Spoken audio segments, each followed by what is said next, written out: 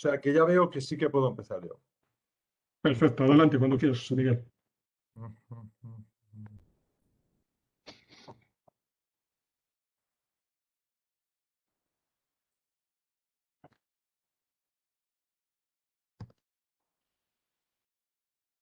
Bien, me imagino que lo veis, ¿no? Sí, Se comparte bien, ¿no?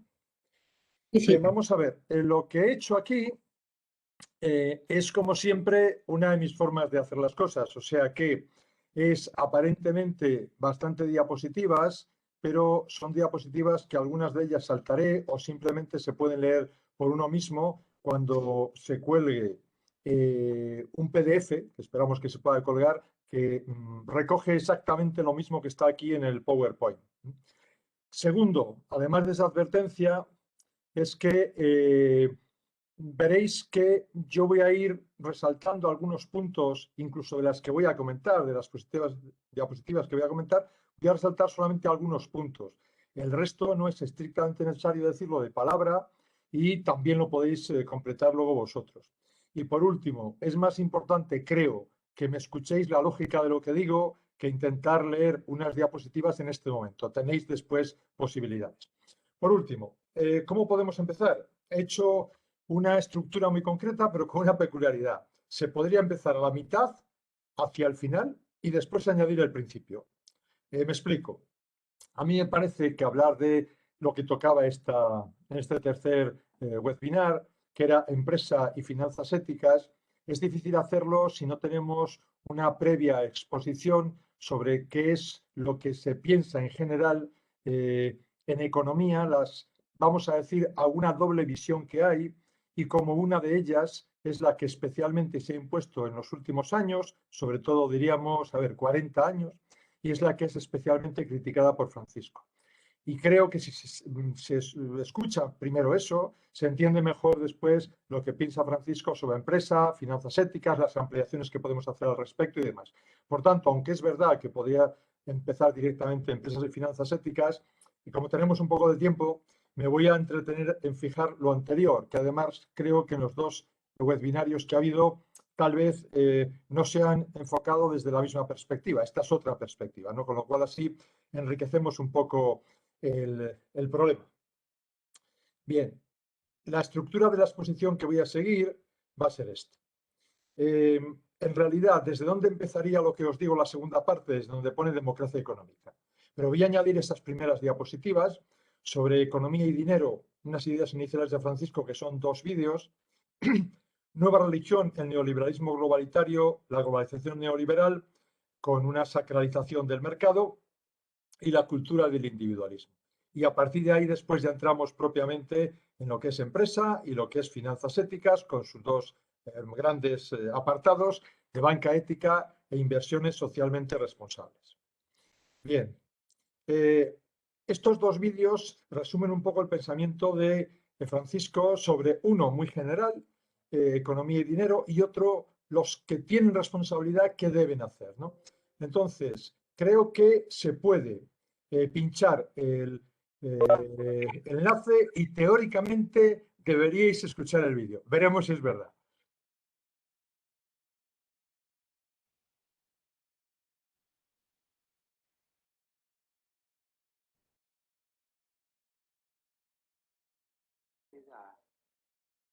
En mi caso no puedo. No, efectivamente. Es curioso, ya sé lo que pasa, Santi.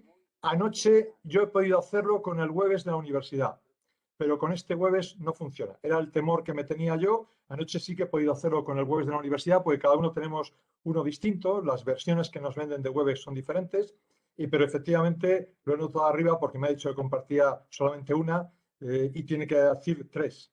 El PowerPoint, lo que es en sí mismo el navegador y de lo que es el vídeo. Entonces lo que vamos a hacer es una cosa, eso lo dejamos ahí y lo escucháis. Esto, como siempre, está disponible, luego pincháis en el PDF y seguimos adelante. Ya sabemos que vídeos lo podíamos hacer, pero va a ser más complicado porque yo voy a estar continuamente dejando de compartir, volviendo a compartir. Entonces, esos vídeos ya los veréis. Por tanto, vamos otra vez a esto y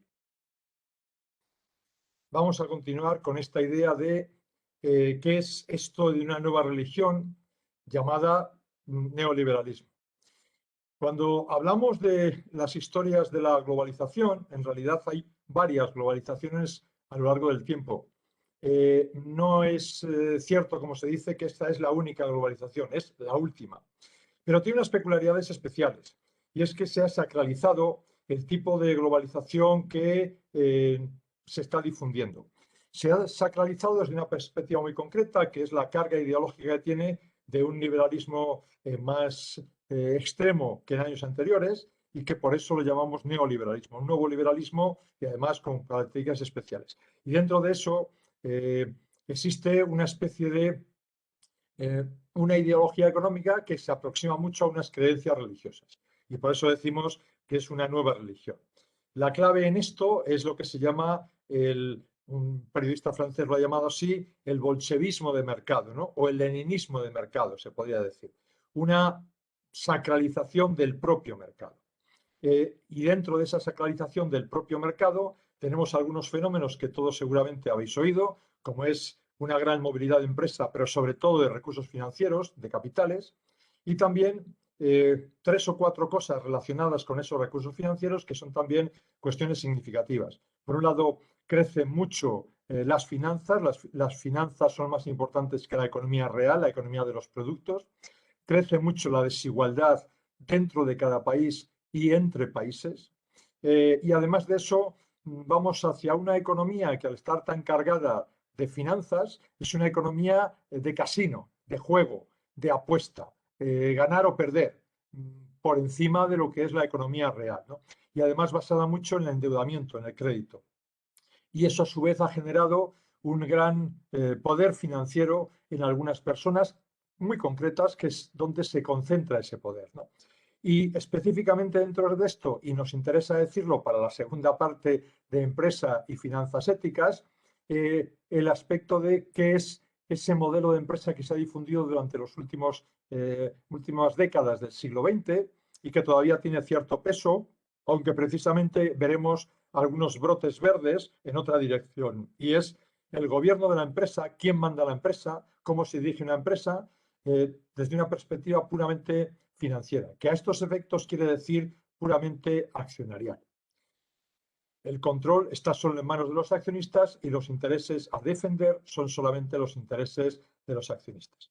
Eso que está aquí es simplemente para que veáis por qué digo últimos 40 años, especialmente en los últimos 20, 30, porque después empieza a haber, como os digo, brotes verdes, y veis que es 1980, donde está el cambio, un crecimiento de ese neoliberalismo con unas consecuencias que tenéis ahí explicadas. ¿Y qué tiene que ver eso? ¿Qué es 1980? Pues después de una crisis del petróleo de los años 70-75, antes en el año 72-73 la caída del patrón oro como referencia de los intercambios internacionales, en ese año 80-81 es la elección de Margaret Thatcher como primera ministra de Gran Bretaña y del presidente Reagan como presidente de Estados Unidos. Esa es la clave. Y por eso lo que decimos ahí es un aspecto cultural y político importante. Yo creo que en economía la parte cultural y la parte política es muy importante. Y ahí es donde se inicia lo que hemos dado a llamar la contrarrevolución conservadora. Anteriormente, desde 1945 a 1975, en la literatura solemos hablar de los 30 años gloriosos en Estados Unidos, pero sobre todo en Europa. Crecimiento del estado del bienestar, cohesión social, distribución de la riqueza para todos, una cierta preocupación por hacer otro tipo de capitalismo y, por supuesto, una intervención del Estado en la economía desde una perspectiva, vamos a decir, matizada, una cierta intervención solo en lo que es Europa occidental, pero que era mayor de lo que les gustaría a estos que después han entrado en juego en los años 80 y similares, que es los neoliberales, que ni siquiera ese tipo de intervención, ese grado de intervención típicamente llamamos keynesiano, pues les gusta, no les gusta eso. Bien, ahí también veis lo mismo, pero lo veis con otra cosa curiosa, y es como cuando viene ese cambio cultural político de Thatcher y de Reagan, automáticamente se recupera la rentabilidad de las inversiones. Veis que la tasa de rentabilidad de las inversiones crece. y, sin embargo, la inversión en sí misma decrece. Es decir, estamos ganando más dinero, en realidad, con menos inversión. Bien, a ver si esto avanza, que veo que ahora. ¿En qué se basa esa idea del Dios mercado, al Dios que se sacraliza dentro de la globalización neoliberal? Esto se puede decir que es muy propio de Francisco. Esta crítica sabéis que es durísima en Tutti Fratelli, por ejemplo, en la última encíclica, y aquí lo que he puesto son los fundamentos, vamos a decir, filosóficos, porque igual que he dicho antes que cultura y política son importantes en economía, las raíces de la economía son raíces de filosofía moral.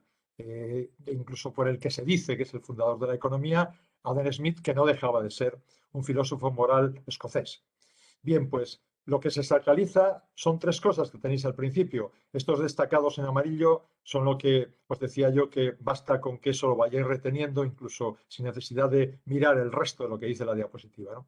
Se sacraliza la propiedad privada, el mercado y la empresa, la propia empresa. ¿Basados en qué? En el individualismo. La idea es que cada uno debe buscar su propio interés hedonista, satisfactorio, ¿no? Y para eso se pone en marcha una defensa de la propiedad privada, ante todo. Pero después también una defensa del mercado. Ya tenemos que desde el individualismo pasamos a decir, en función de mi propio interés, me interesa tener esto es lo mío, esto es lo tuyo, propiedad privada. Y en segundo lugar, la única forma de intercambiar es el mercado. Incluso se dice que en el principio existían los mercados, es decir, esta es una forma de sacralización absoluta. El mercado no es una institución creada por las personas, sino que se considera que existe desde el principio de los tiempos. Es un dato de la naturaleza, un elemento natural, ¿no? Esto del principio existían los mercados es un juego de palabras que está en uno de los libros de Williamson. Williamson es importante porque ha estudiado mucho las instituciones económicas del capitalismo. Y así empieza uno de sus libros. Y además empieza solo con esta frase. Es decir, en el principio existían los mercados, punto. Esto, cuando ahora lo explicamos en las clases, la mayor parte de los españoles no tienen ni idea de qué juego de palabras está haciendo. Si hay algún norteamericano, lo nota enseguida. Si hay algún latinoamericano, lo nota enseguida. ¿Por qué? Porque está evidente que está haciendo un juego de palabras para decir, en el principio existían los mercados. Me estoy refiriendo a el comienzo del Evangelio de Juan, cuando dice, en el principio existía la palabra y la palabra estaba junto a Dios y la palabra era Dios. Está diciendo, en el principio existían los mercados y los mercados estaban junto a Dios y los mercados eran Dios.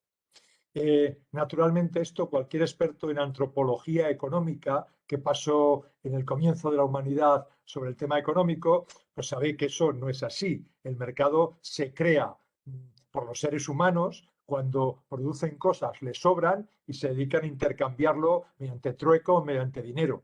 Y en ese principio lo que era una tribu y el jefe de la tribu diría, se supone, tú vete hoy a cazar, tú vete hoy a pescar y tú vete hoy a cultivar la tierra. Por tanto, no tiene sentido decir que desde el principio existían los mercados, pero dice intencionadamente. Entonces ese mercado pasa a ser una institución natural sagrada y lo que es más importante, si el mercado es sagrado, lo que tenemos que intentar es que el mercado esté en todas partes. Tiene que haber mercados para todo. Todo debe ser, al menos potencialmente, aunque no haya mercado en la práctica, pero en teoría debería poder hacer mercado. Debería poder ser vender y comprar cualquier cosa. Y esto tiene importancia.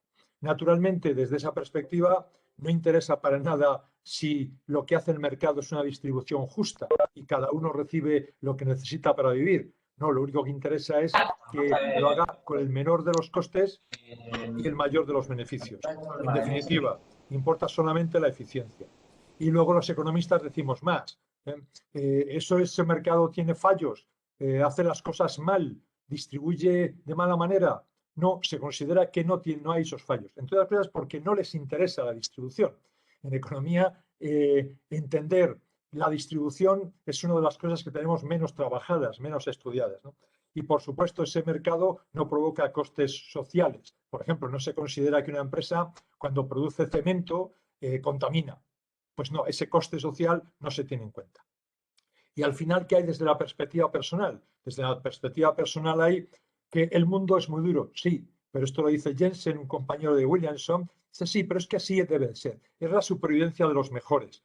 ¿Esto a qué os recuerda? Nos recuerda a todos darwinismo, solo que ahora en vez de ser darwinismo biológico, es darwinismo social. Punto.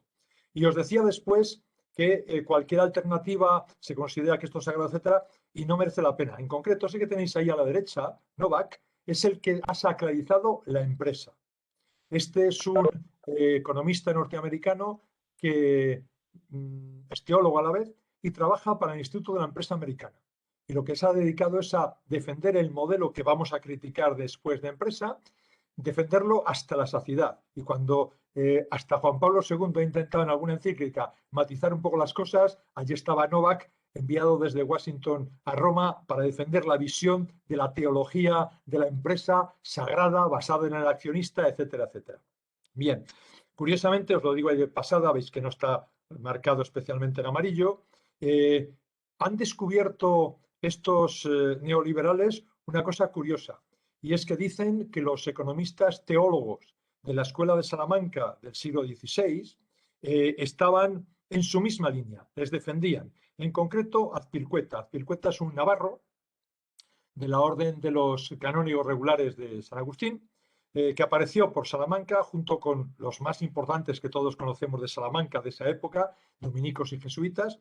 Y este es verdad que tiene una reflexión sobre cuánto vale una cosa, en que viene a decir que vale aquello que se está dispuesto a pagar por ella. Es decir, que el mercado es lo más importante. Naturalmente está equivocando valor con precio, porque valor tradicionalmente, incluso hasta el siglo XIX avanzado, tanto en los economistas primero clásicos como en los últimos de los clásicos,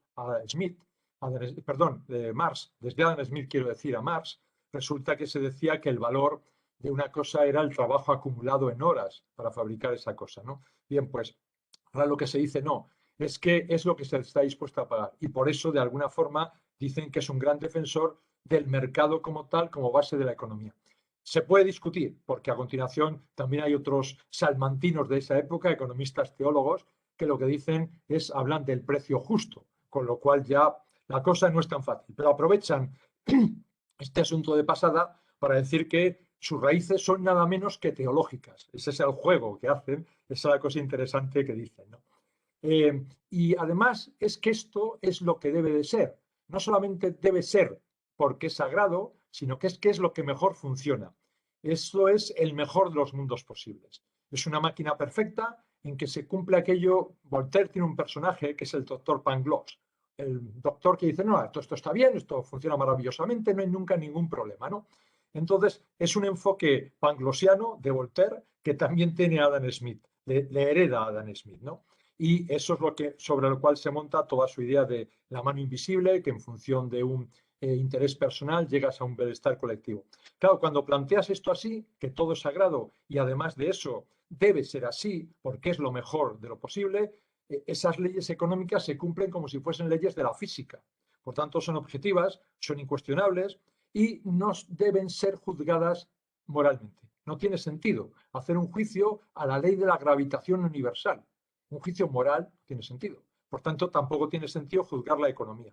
Y eso tiene una consecuencia práctica. Si no tiene sentido juzgar moralmente la economía, no hay que juzgar si los sacrificios que nos piden o las medidas dolorosas que nos imponen son correctas o no correctas. Seguro que son siempre correctas. Lo veis arriba en esa frase famosa de Bradley, donde todo en él es un mal necesario. Esa es la idea. Naturalmente esto está criticado. Un libro famoso es el libro de Duncan Foley, profesor de pensamiento económico en la New School de Nueva York, que llaman La falacia de Adam Smith. Y nada de esto está demostrado. Como dice Duncan Foley, al final, haciendo de esto las cosas, se cumple todo lo que he dicho anteriormente. Es decir, la economía se convierte en teología, con todo el respeto a la teología. Pero digamos que pasa a ser una cuestión de creencias, porque tienes que creer que todo esto es así. ¿No está demostrado esto en economía? Nunca. Tenemos algún teorema que es el equilibrio general competitivo, pero no demuestra nada de esto. El paso del interés individual al interés colectivo en el mundo real no se ha demostrado. Máxime cuando, si se hiciera un modelo, seguramente se hacía con muchos supuestos irreales. Pero es que ni aún así se ha demostrado. Y por supuesto, cuando lo hacemos desde la realidad, con las imperfecciones que existe en la economía, entonces es mucho más difícil de demostrar eso algún día, ¿no? Bien, eso es lo que os decía de la economía como teología. Y por último, de todo esto voy a ir directamente al final, y es que detrás de esto hay un debate. Si vosotros os sentáis esta noche ante la televisión, en La Sexta, y veis La Sexta Noche, veréis que hay dos filas de personas enfrentadas y supongamos que es un tema de economía. Entonces veréis que uno está a la izquierda, otro está a la derecha, y veréis que nunca se dan la razón.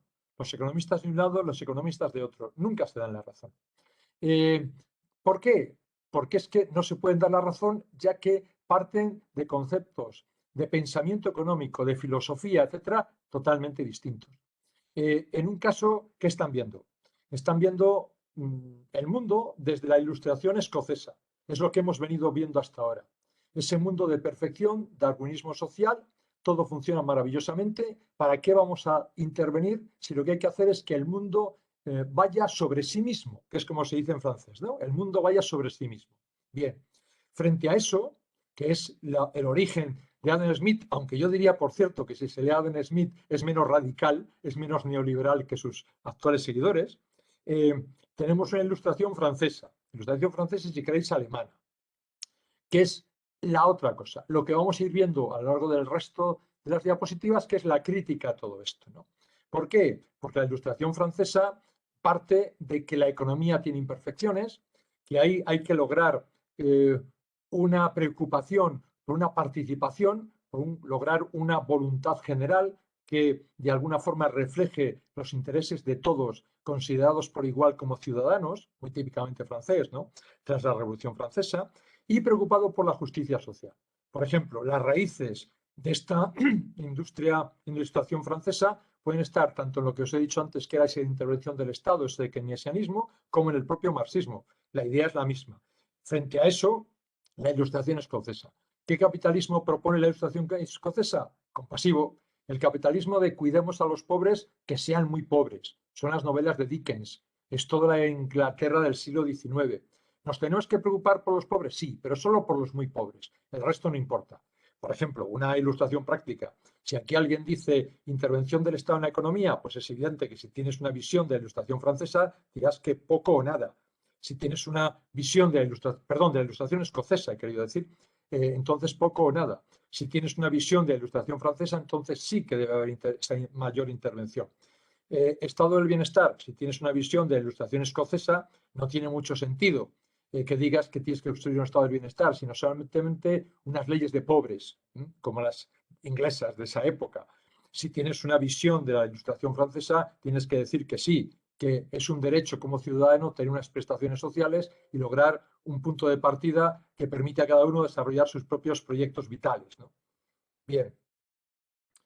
Esto os lo dejo como reflexión porque Francisco tiene muchas encíclicas, exhortaciones, etcétera, pero donde creo que ha sido más duro es cuando hace los discursos para los movimientos populares, ¿no? Sabéis que algunos han sido in situ, que lo ha podido ir haciendo por diferentes países, y últimamente son mensajes desde Roma. Pues bien, aquí en esta reflexión del año 2016 está puesto un poco lo mucho que le preocupan algunas palabras claves. Por ejemplo, sabéis que la palabra inequidad en la doctrina social de la Iglesia hasta ahora no se había utilizado nunca, hasta que llegó Francisco, ¿no? Entonces, precisamente él asocia el dinero con la inequidad. Es el gran creador de miedo, de violencia y de desigualdades, de inequidad. Pero llega a decir más. A mí me parece que la frase más dura es cuando dice hay un terrorismo de base que emana del control global del dinero sobre la tierra. Y todos los demás terrorismos salen de ahí, dice a continuación, ¿no? Y por eso, en ese discurso, a continuación, sigue animando a los que le oyen, que son los movimientos populares latinoamericanos, pero también alguno europeo, a que se resuelvan los problemas de los pobres radicalmente. Y insiste en lo que está en Tutti Fratelli, en Laudato Si, en otros documentos suyos, la renuncia a la autonomía absoluta de los mercados, a la especulación financiera, a las causas de la inequidad, etc. Y dice que la inequidad es la raíz de todos los males sociales. En la Tutti Fratelli reciente, sabéis que esto además lo ha asociado especialmente con el problema de un uso de la propiedad privada ilimitado. y dice cómo la propiedad privada tiene que estar, es algo así, dependiente de los intereses generales, ¿no? Va más allá de lo clásico en la doctrina social, que decía siempre que sobre la propiedad privada había una hipoteca social. Ahora Francisco avanza un poco más y va mucho más duro sobre el control de la propiedad privada. Bien, pero hay también otra parte que nos debe preocupar, y es que esto no son solamente cuestiones del sistema. Es decir, no son cosas que están ahí rodeando y que desgraciadamente nos lo imponen no se sabe quién en una conspiración en algún hotel, normalmente suizo, diría alguno, ¿no? Porque así fue alguna de las conspiraciones que ha habido al respecto en Montpellier. Pero también hay una dimensión, como digo, que no solamente es general, sino que es nuestro propio comportamiento. Tenemos unas ofensivas culturales, políticas, sociales, etcétera, que nos han ido metiendo en la cabeza unas ciertas ideas, ¿no? Muchas veces se ha asumido eso que dijo Thatcher de la sociedad no existe. Y además sus seguidores creen que ella lo dijo. Desgraciadamente no fue ella. O antes ya, 100 años antes, lo dijo Karl Menger, ¿no? O Menger, que es como se pronunciaría seguramente en alemán. Un economista austriaco marginalista de finales del 19, que construía toda la economía sobre la base del individuo. Es decir, la unidad a estudiar era el individuo y por tanto la sociedad a él no le interesaba lo más mínimo. Y esto políticamente lo convirtió Margaret Thatcher en un eslogan a decir la sociedad no existe. Claro, si dices esto, pasamos a lo que os digo, ¿cuál es nuestra responsabilidad personal al respecto? Y ahí tenemos un problema, porque últimamente mucha gente que trabaja, a la vez, por ejemplo, invierte en fondos de pensiones, va acumulando ahí dinero para cuando se jubile, ¿no? Y tiene entonces un problema, una contradicción importante, porque como trabajador querrá cobrar algo importante al final del mes, pero como inversor resulta que también quiere cobrar beneficios. Entonces tiene ahí una contradicción. Por otra parte, hay una contradicción general. Como trabajador le interesan unas cosas, pero como ciudadanos, desde el punto de vista del interés colectivo, posiblemente tiene otras, ¿no? ¿Qué es lo que pasa? Que muchas veces anteponemos nuestra cultura inmediata. La cultura inmediata es lo queremos todo y lo queremos ya. De tal forma que yo suelo decirles a los estudiantes en clase que nos hemos convertido en yo, sociedad limitada. ¿Qué hay de lo mío? ¿Qué hay de lo mío? Y yo tengo muchos deseos, que por cierto muchas veces no son necesidades, son puros deseos, más o menos creados, y además estoy dispuesto a vivir a crédito. Me endeudo para conseguir esto, porque claro, si me pagan poco, pero me generan muchos deseos, a la diferencia de uno y otra cosa lo tendrá que cubrir endeudarme, ¿no? Bien, y al final nosotros nos convertimos en eso de yo social limitada y sabéis que ahora una cosa que está de moda es el marketing personal. ¿Cómo te tienes que vender? Autocomercialización, ¿no? Esto es una cosa que está de moda, ¿no? Y a ese sujeto que lo único que le interesa es el interés personal, lo que hace es, bueno, el interés de los demás está por un lado y lo mío por otro lado. Naturalmente, esto si lo contrastamos con la doctrina que le gusta mucho a Francisco, y en uno de los vídeos estos, que es mejor que no proyectemos para que no se nos hunda el Webex este que tenemos, lo vais a ver cuando Francisco, hablando del estiércol del diablo, en una homilía en Santa Marta, pues hace referencia a los padres de la Iglesia, que tenéis ahí algunos, San Basilio, Juan Crisóstomo, Jerónimo, etcétera, ¿no? Y detrás de eso incluso hemos llegado a perfeccionar sociológicamente ese modelo de yo social limitada y unos sociólogos chinos lo han estudiado especialmente pensando en los ejecutivos norteamericanos. Dice que son unos ejecutivos que representan bien ese sueño americano y es: estoy totalmente presionado por lograr el éxito. Tengo que lograrlo como sea. No importa los medios. El medio no importa, lo importa es el fin. Sabéis que en Estados Unidos lo peor que te pueden decir es eres un fracasado. Y eres un fracasado cuando no ganas suficiente dinero. Esa es la cuestión, ¿no?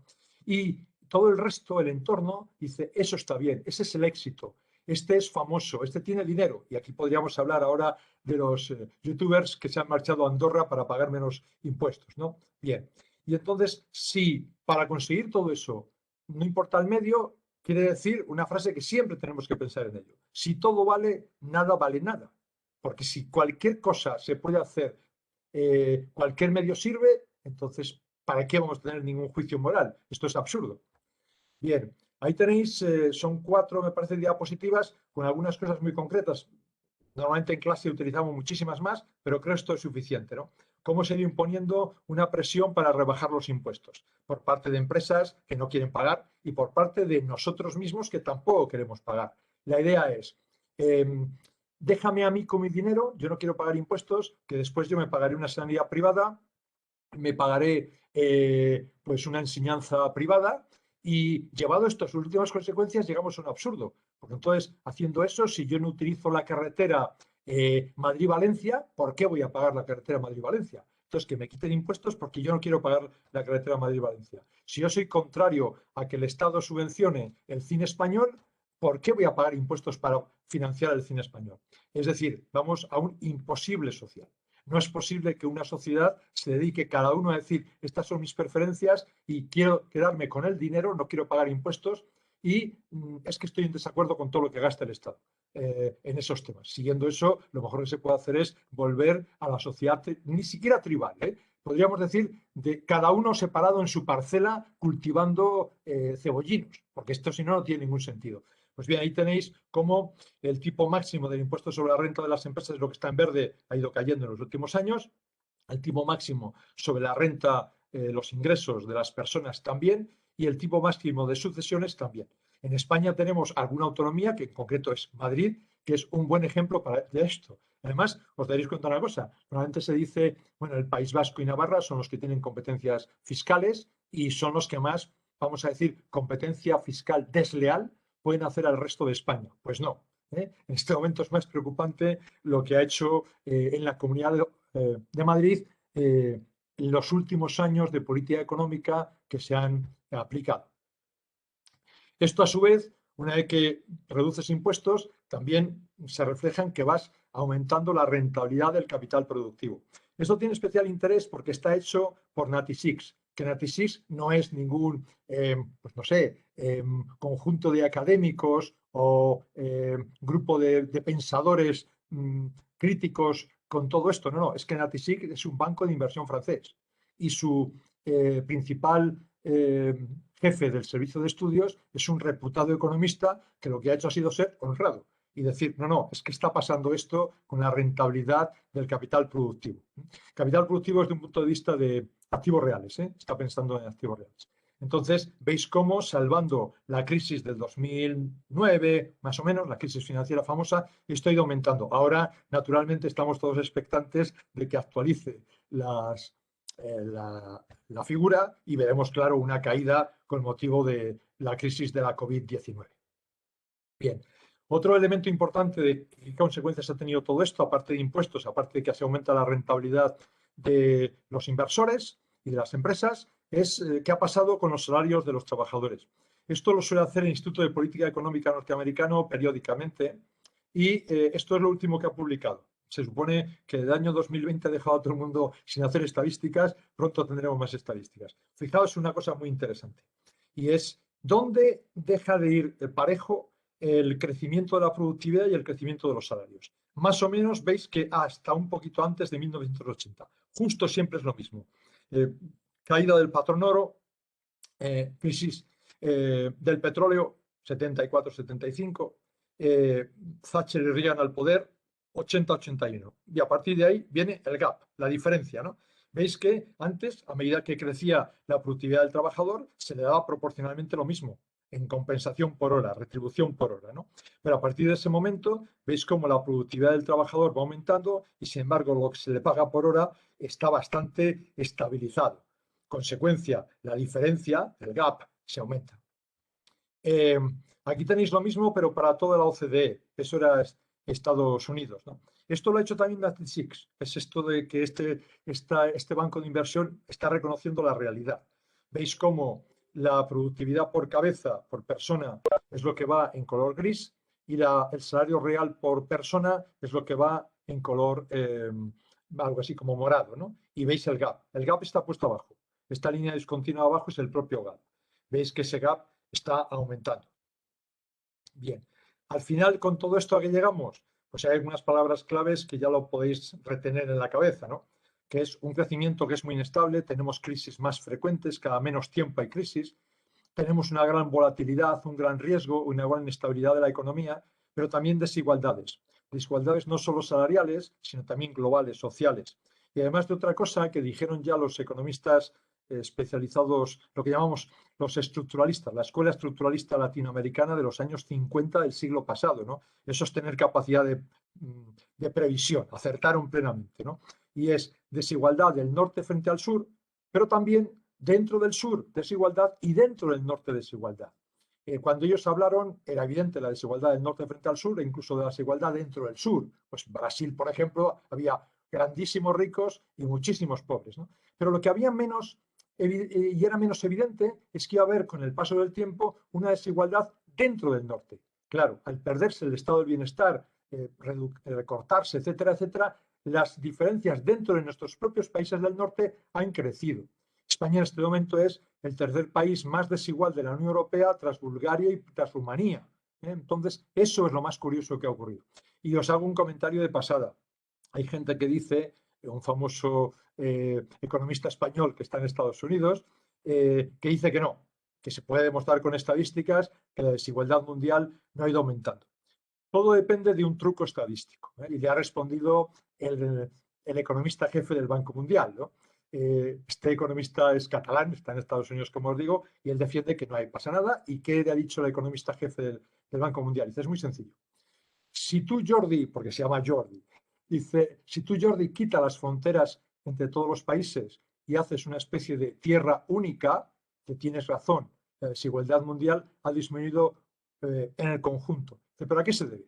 Se debe a que millones de chinos han aumentado su nivel de vida y una parte de la India. Entonces, ¿qué ocurre? Como son tantos, la estadística mundial mejora. Esto es como cuando hacemos medias de cosas, ¿no?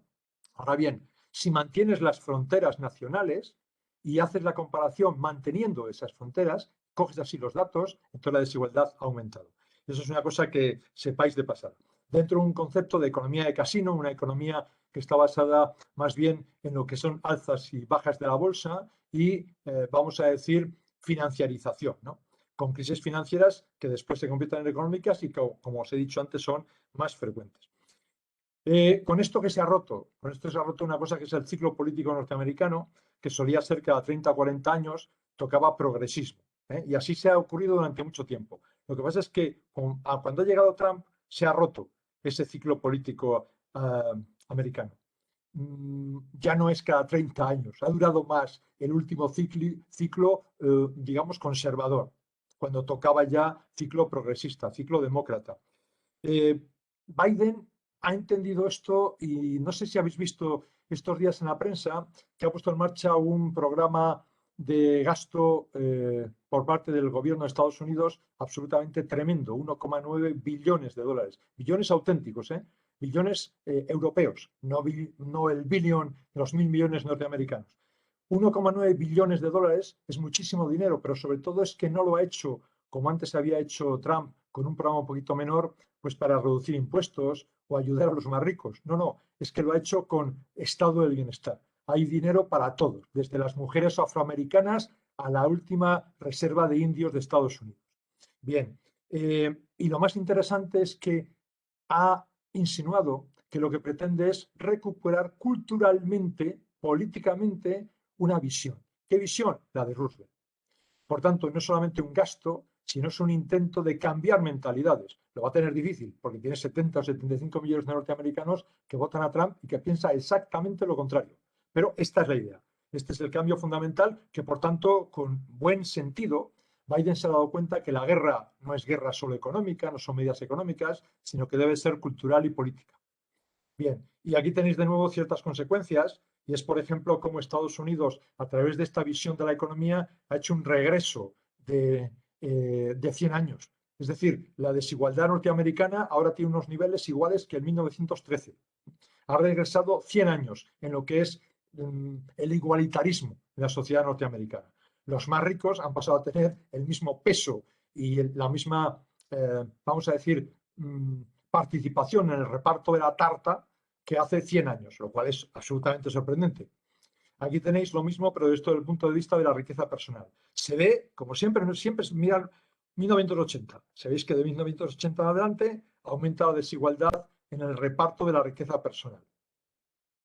Y luego hay otro fenómeno que también habéis visto continuamente en la economía y es los excesos en las retribuciones de los directivos de alto nivel, Concretamente los que llamamos CEOs, es decir, los máximos ejecutivos o primeros ejecutivos de las empresas. Y aquí veis, a mí este me gusta, aunque tengo datos posteriores, pero este me gusta porque es absolutamente de estos definitivos, para echar unas risas continuamente, ¿no? Fijaos en la parte de abajo. Dice, la paga, la retribución media por trabajador. Y prácticamente en términos monetarios no ha subido demasiado. Veis que ahí, nada, un poco más que el salario mínimo y se acabó. Después, los beneficios de las empresas han aumentado más. Bien. Pero lo que es más curioso, el índice de crecimiento de las acciones. ¿Cuánto valen las acciones en bolsa? Y ves que está ahí el índice Standard & Poor's 500. Y veis que no guarda ninguna relación con los beneficios. Es decir, lo que se cotiza en la bolsa y el valor que se otorga a una acción ni siquiera tiene relación con el beneficio. Con lo cual es donde más vemos más claro la idea de especulación. A mí cada vez que se dice una economía especulativa, como economista suelo tener mucho cuidado, porque claro, especular es coger una lechuga de 1 euro y venderla por 3, eso también es especular. Pero especular para mí tiene otro sentido de asunción de mucho riesgo y sobre todo de separación de la realidad. Entonces, ¿cómo es posible que los precios de las acciones se disparen a esos niveles cuando los beneficios de las empresas no se han disparado tanto? Pero es que a continuación viene ya la guinda del pastel. Y es que resulta que los sueldos de los directivos son incluso más especulativos, más de burbuja creada que los propios precios de las acciones y, por supuesto, que los beneficios. Y veis que arriba del todo pone salario de un CEO, de un máximo ejecutivo, medio. Y veis cómo ha aumentado ahí. Hay un momento en que cae en algunos años, eso que veis ahí de caída en el año 2002, es la crisis de las empresas .com en Estados Unidos. Sabéis que había un momento en que en la bolsa se estaba pagando muchísimo por las nuevas empresas .com y nadie se sabía por qué se pagaba, porque es que no tenían beneficios. En definitiva, lo único que decían es que tenían potencialidad. Entonces se estaba cotizando la potencialidad. Y cuando alguien se levantó un día por la mañana y dijo, ¿pero qué estamos haciendo? Entonces se cayó todo. Como siempre, cuando ocurre una crisis financiera, es que alguien dice, pero somos imbéciles. Y entonces ya el día siguiente cae la bolsa. Y ahí tenéis otra forma de ver esos excesos de los ejecutivos principales, ¿no? Y es por países. Veis que Sudáfrica, pues un ejecutivo máximo sudafricano de las grandes empresas de Sudáfrica cobra 541 veces el salario o la renta media de su país. India lo mismo, pero decís, bueno, esto es una cuestión de países en desarrollo. No, no, no. Estados Unidos y Gran Bretaña. Esto es una cuestión de modelo de empresa. Y luego debajo, por cierto, está en algún momento España. Veis que no estamos muy fuera de las estadísticas. Depende mucho cómo se haga. Lo importante es el orden, porque luego los datos, si se cogen de un sitio, de otro, unas empresas de otras empresas, con qué se compara, tengo mucho más datos al respecto, pues varía esto. Pero lo importante es el orden. Y veis entonces cómo España no pagamos mal a nuestros máximos ejecutivos. Comparado con lo que se paga al resto de la población, se le paga bastante bien. Debido a eso, precisamente, tenemos una gran diferencia salarial que es la que nos provoca la desigualdad social en España. El hecho de que seamos países terceros en desigualdad después de Rumanía y de Bulgaria viene de las diferencias salariales. Lo tiene muy estudiado, por ejemplo, Intermón Oxfam. Y después de estos datos, esto es para que reflexionéis esta noche.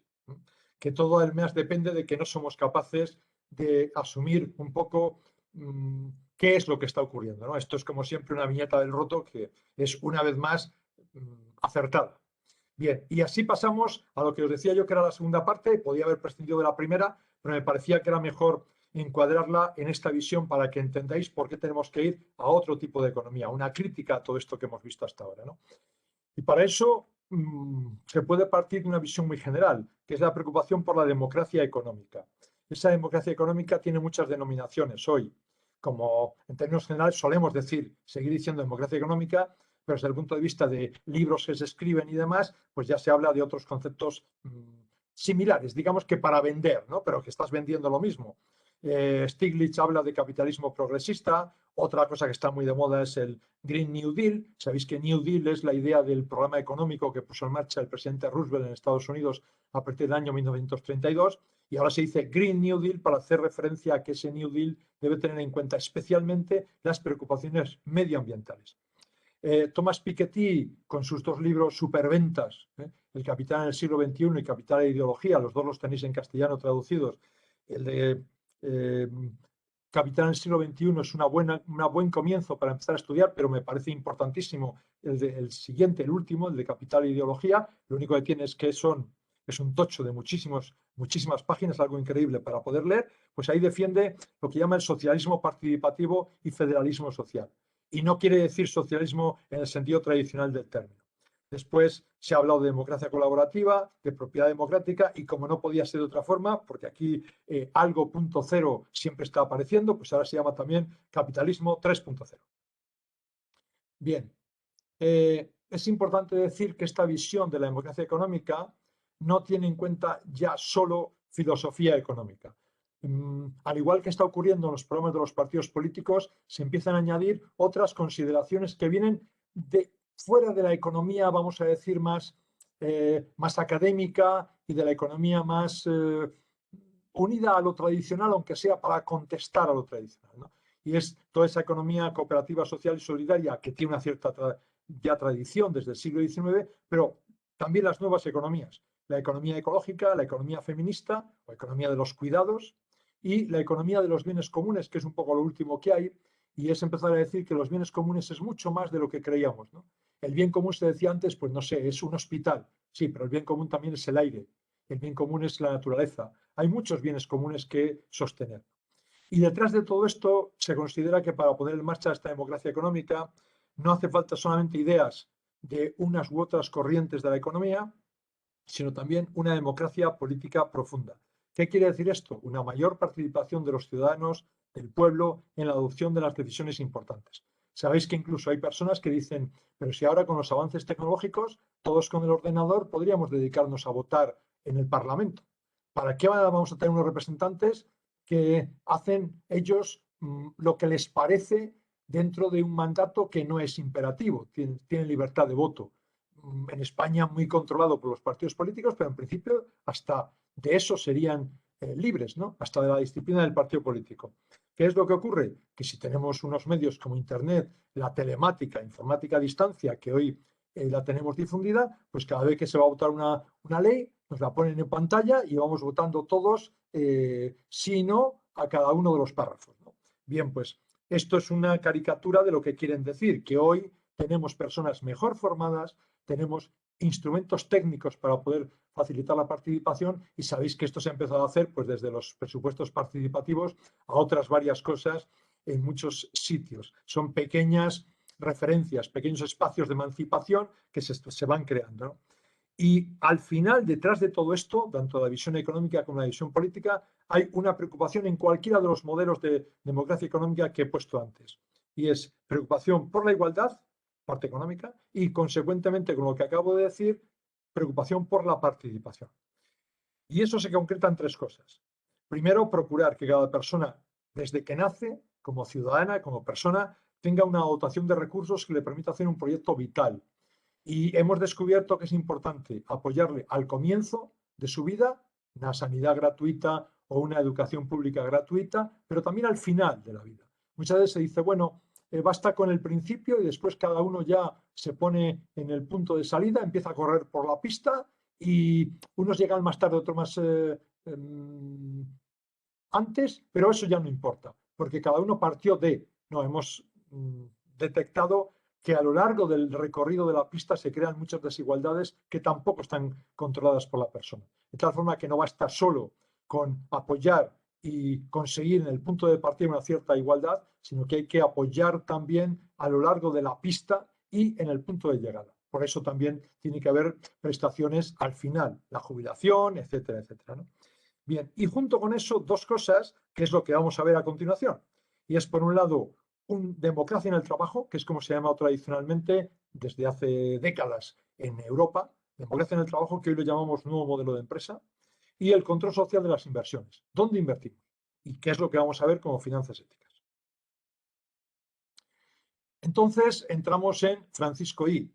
Este vídeo hacemos lo mismo, puesto que esta versión de este modelo que tenemos de Webex no nos permite hacer lo que hacemos con el Webex de la universidad, que sería proyectar ahora mismo el vídeo, lo veis después, pero os anticipo lo que es. Es una reflexión de Francisco sobre la responsabilidad social de las empresas en un discurso a los dirigentes mineros. Dirigentes mineros que no quiere decir trabajadores, quiere decir capitalistas mineros, altos directivos mineros. Bien. Y hace una crítica y que deben ser especialmente cuidadosos. Y no sé si es que Francisco está muy bien enterado o alguien se lo cuenta y tiene buenos espías, pero es que efectivamente en minería tenemos un problema, porque justo con ese vídeo coincide una diapositiva que utilizo habitualmente en clase. Y es que se hizo un estudio por Goiral en el año 2013 sobre el sector de minería, petróleo y gas, sobre qué responsabilidad social tenía esta gente, ¿no? Esa responsabilidad social consiste en analizar los impactos positivos, impactos negativos. Esa es la forma más rápida de decir qué es la responsabilidad social de las empresas. Tener en cuenta los impactos positivos y los impactos negativos que generan. Bien, pues este pérfido Goiral se dedicó a hacer una cosa que ahora, por ejemplo, lo hacemos mucho en trabajos fin de grado, trabajos fin de máster, porque a los estudiantes les encanta. Y es comparar lo que dicen las empresas en sus memorias, oficialmente, de responsabilidad social corporativa, y lo que dicen la gente que está circulando por Internet, es decir, los afectados, las noticias que van por Internet, lo que aparece, comentarios de pueblos indígenas, comentarios de trabajadores, gente que trabajó en esas empresas y ha sido despedido, todo ese tipo de cosas. Juicios que han aparecido, sanciones por corrupción, todo ese tipo de cosas. Entonces, esto lo hizo especialmente sobre temas medioambientales, porque es el principal problema que tienen los sectores de minería, petróleo y gas. Y fijaos en una cosa, se trata de ver impactos negativos, sucesos negativos, y comparar lo que dicen las empresas y lo que es la realidad. Si nos fijamos, por ejemplo, en gas natural, que está ahí, y Repsol, que está aquí, fijaos bien. Gas natural es la que ahora ha cambiado el nombre a Naturgy. Entonces, se identifican en la realidad dos impactos negativos. ¿Se informa de esos dos impactos? No, de ninguno. Vamos a Repsol. 11 impactos negativos. ¿La memoria informa de algo? No, de 9. Y sí, un poco, de 2. Consecuencia, el primer problema que tenemos en la responsabilidad social de las empresas o responsabilidad social corporativa es lo mismo, es que no se informa. La memoria de responsabilidad social corporativa es esencialmente un instrumento de comunicación comercial, de marketing, de autobombo, de autoprestigio. Por tanto, ya habría un gran avance si alguien, un gobierno, un acuerdo internacional, obligase a las empresas a decir todo aquello que has hecho negativo lo tienes que contar. No solamente cuenta positivo que has financiado a un grupo para una carrera ciclista, que procuras que tus empleados tengan conciliación de la vida familiar y personal, todo ese tipo de cosas, que das donativos para proyectos en el sur, etcétera. No, no, cuenta los impactos negativos, por ejemplo, medioambientales. Esto es lo que hay ahí, ¿no? Por tanto, Francisco cogió bien, cogiendo el sector de la minoría, petróleo y cosas de esas. Bien, para poder entender esto de la responsabilidad social de la empresa, que os decía yo, responsabilidad social corporativa, responsabilidad social de la empresa. Lo veréis a lo largo de las diapositivas, que va siempre puesto como equivalente. Esto lo hago por una razón sencilla, y es que no sé quién, alguien en España, supongo que alguien que no sabía mucho del inglés, sobre todo qué había detrás, se empeña en distinguir entre responsabilidad social corporativa y responsabilidad social de la empresa, diciendo que corporativa es que abarca a la empresa, a los ayuntamientos, al resto de la administración, a las universidades. No, no. La C de corporativa viene de corporation en inglés y es de empresa, no es otra cosa. Por tanto, responsabilidad social corporativa, responsabilidad social de la empresa es la misma. Bien, pues lo primero que a mí me gusta destacar es que el sistema, con S mayúscula y entre comillas, es tremendamente coherente. Cuando se tiene un tipo de economía, se tiene un tipo de empresa.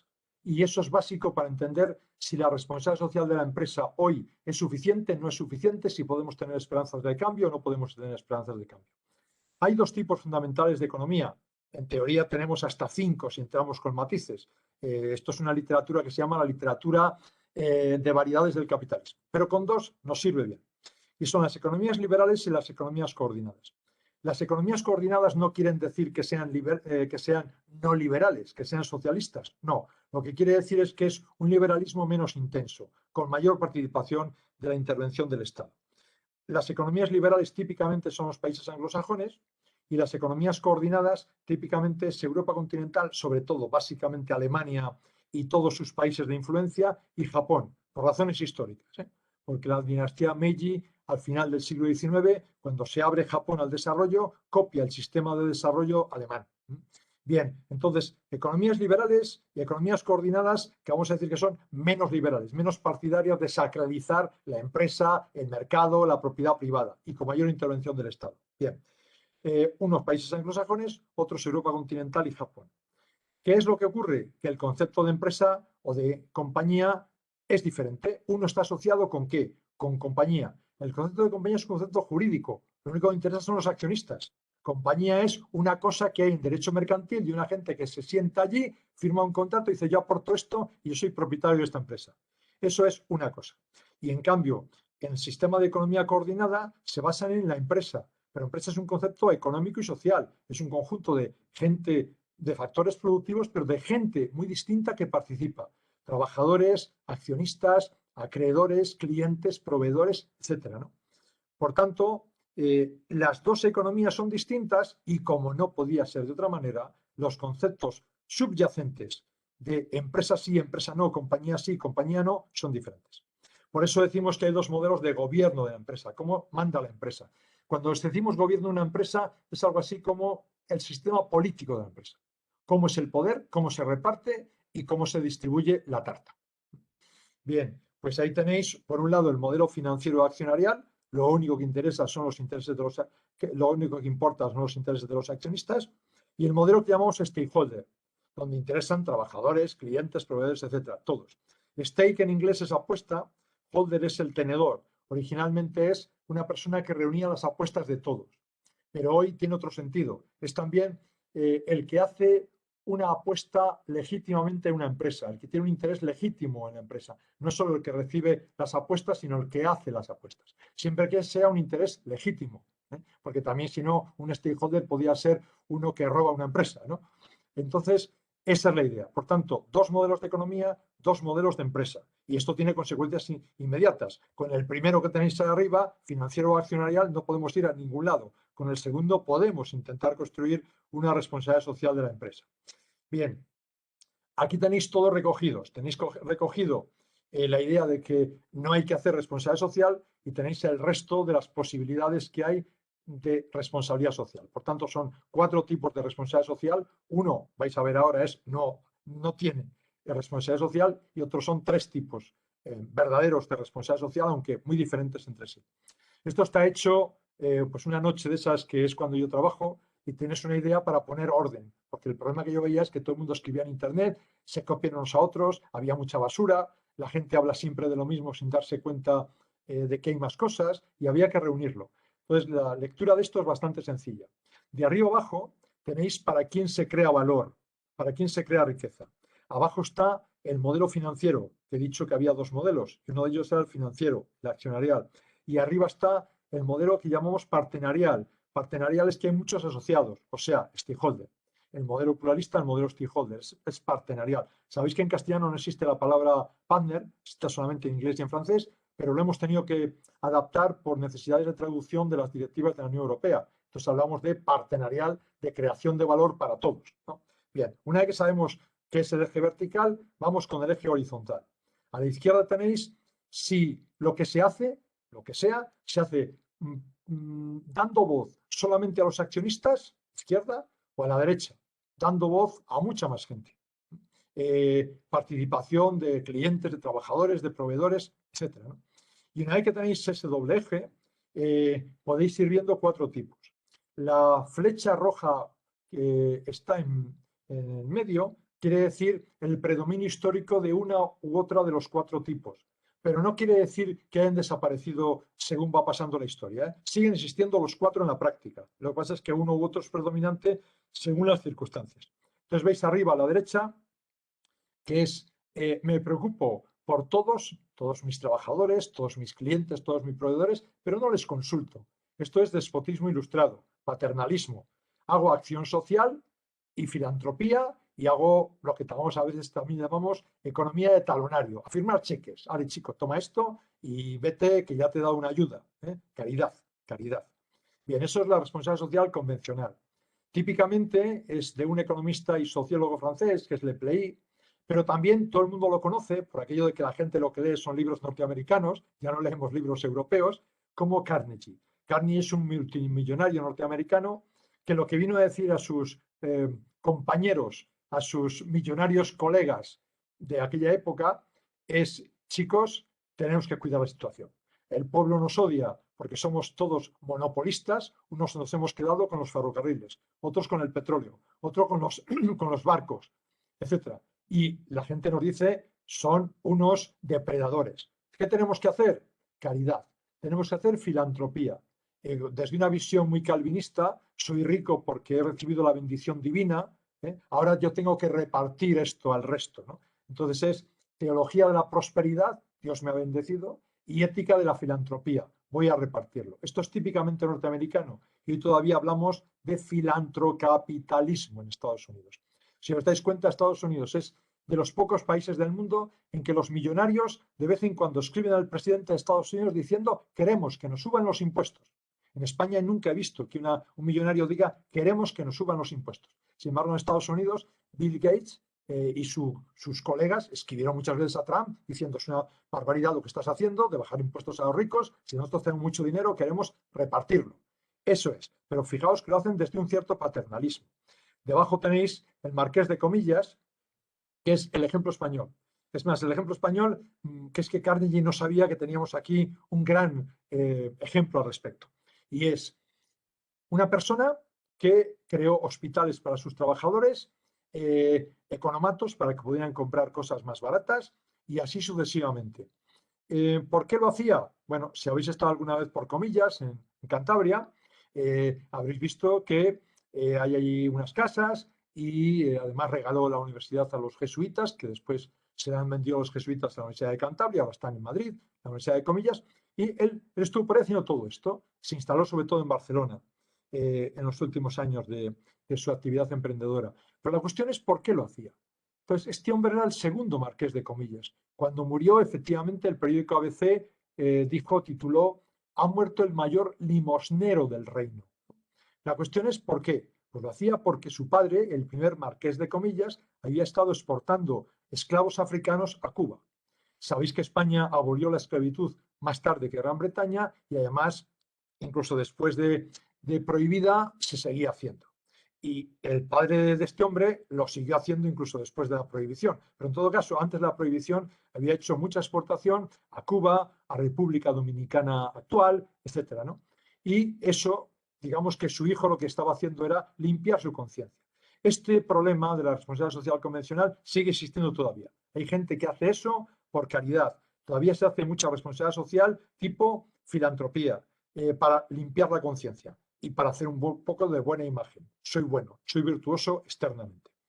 Hacia abajo tenéis, creo valor solamente para los accionistas y además no me importa hablar más que con los accionistas. Los demás, fuera. ¿Eso qué es? No hay responsabilidad social corporativa.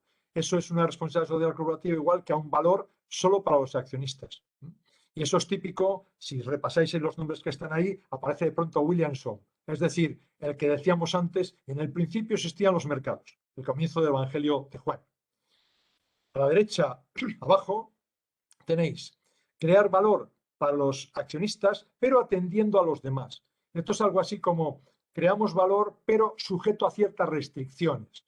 No podemos crear valor de cualquier forma, porque si explotamos demasiado al trabajador, al cliente o al proveedor, se terminó la gallina de los huevos de oro. Tenemos que ser cuidadosos. Hay que hacer a largo plazo una especie de equilibrio. Vamos a crear valor sobre todo para los accionistas, prioritario, pero dando algo a los demás, atendiendo a los demás.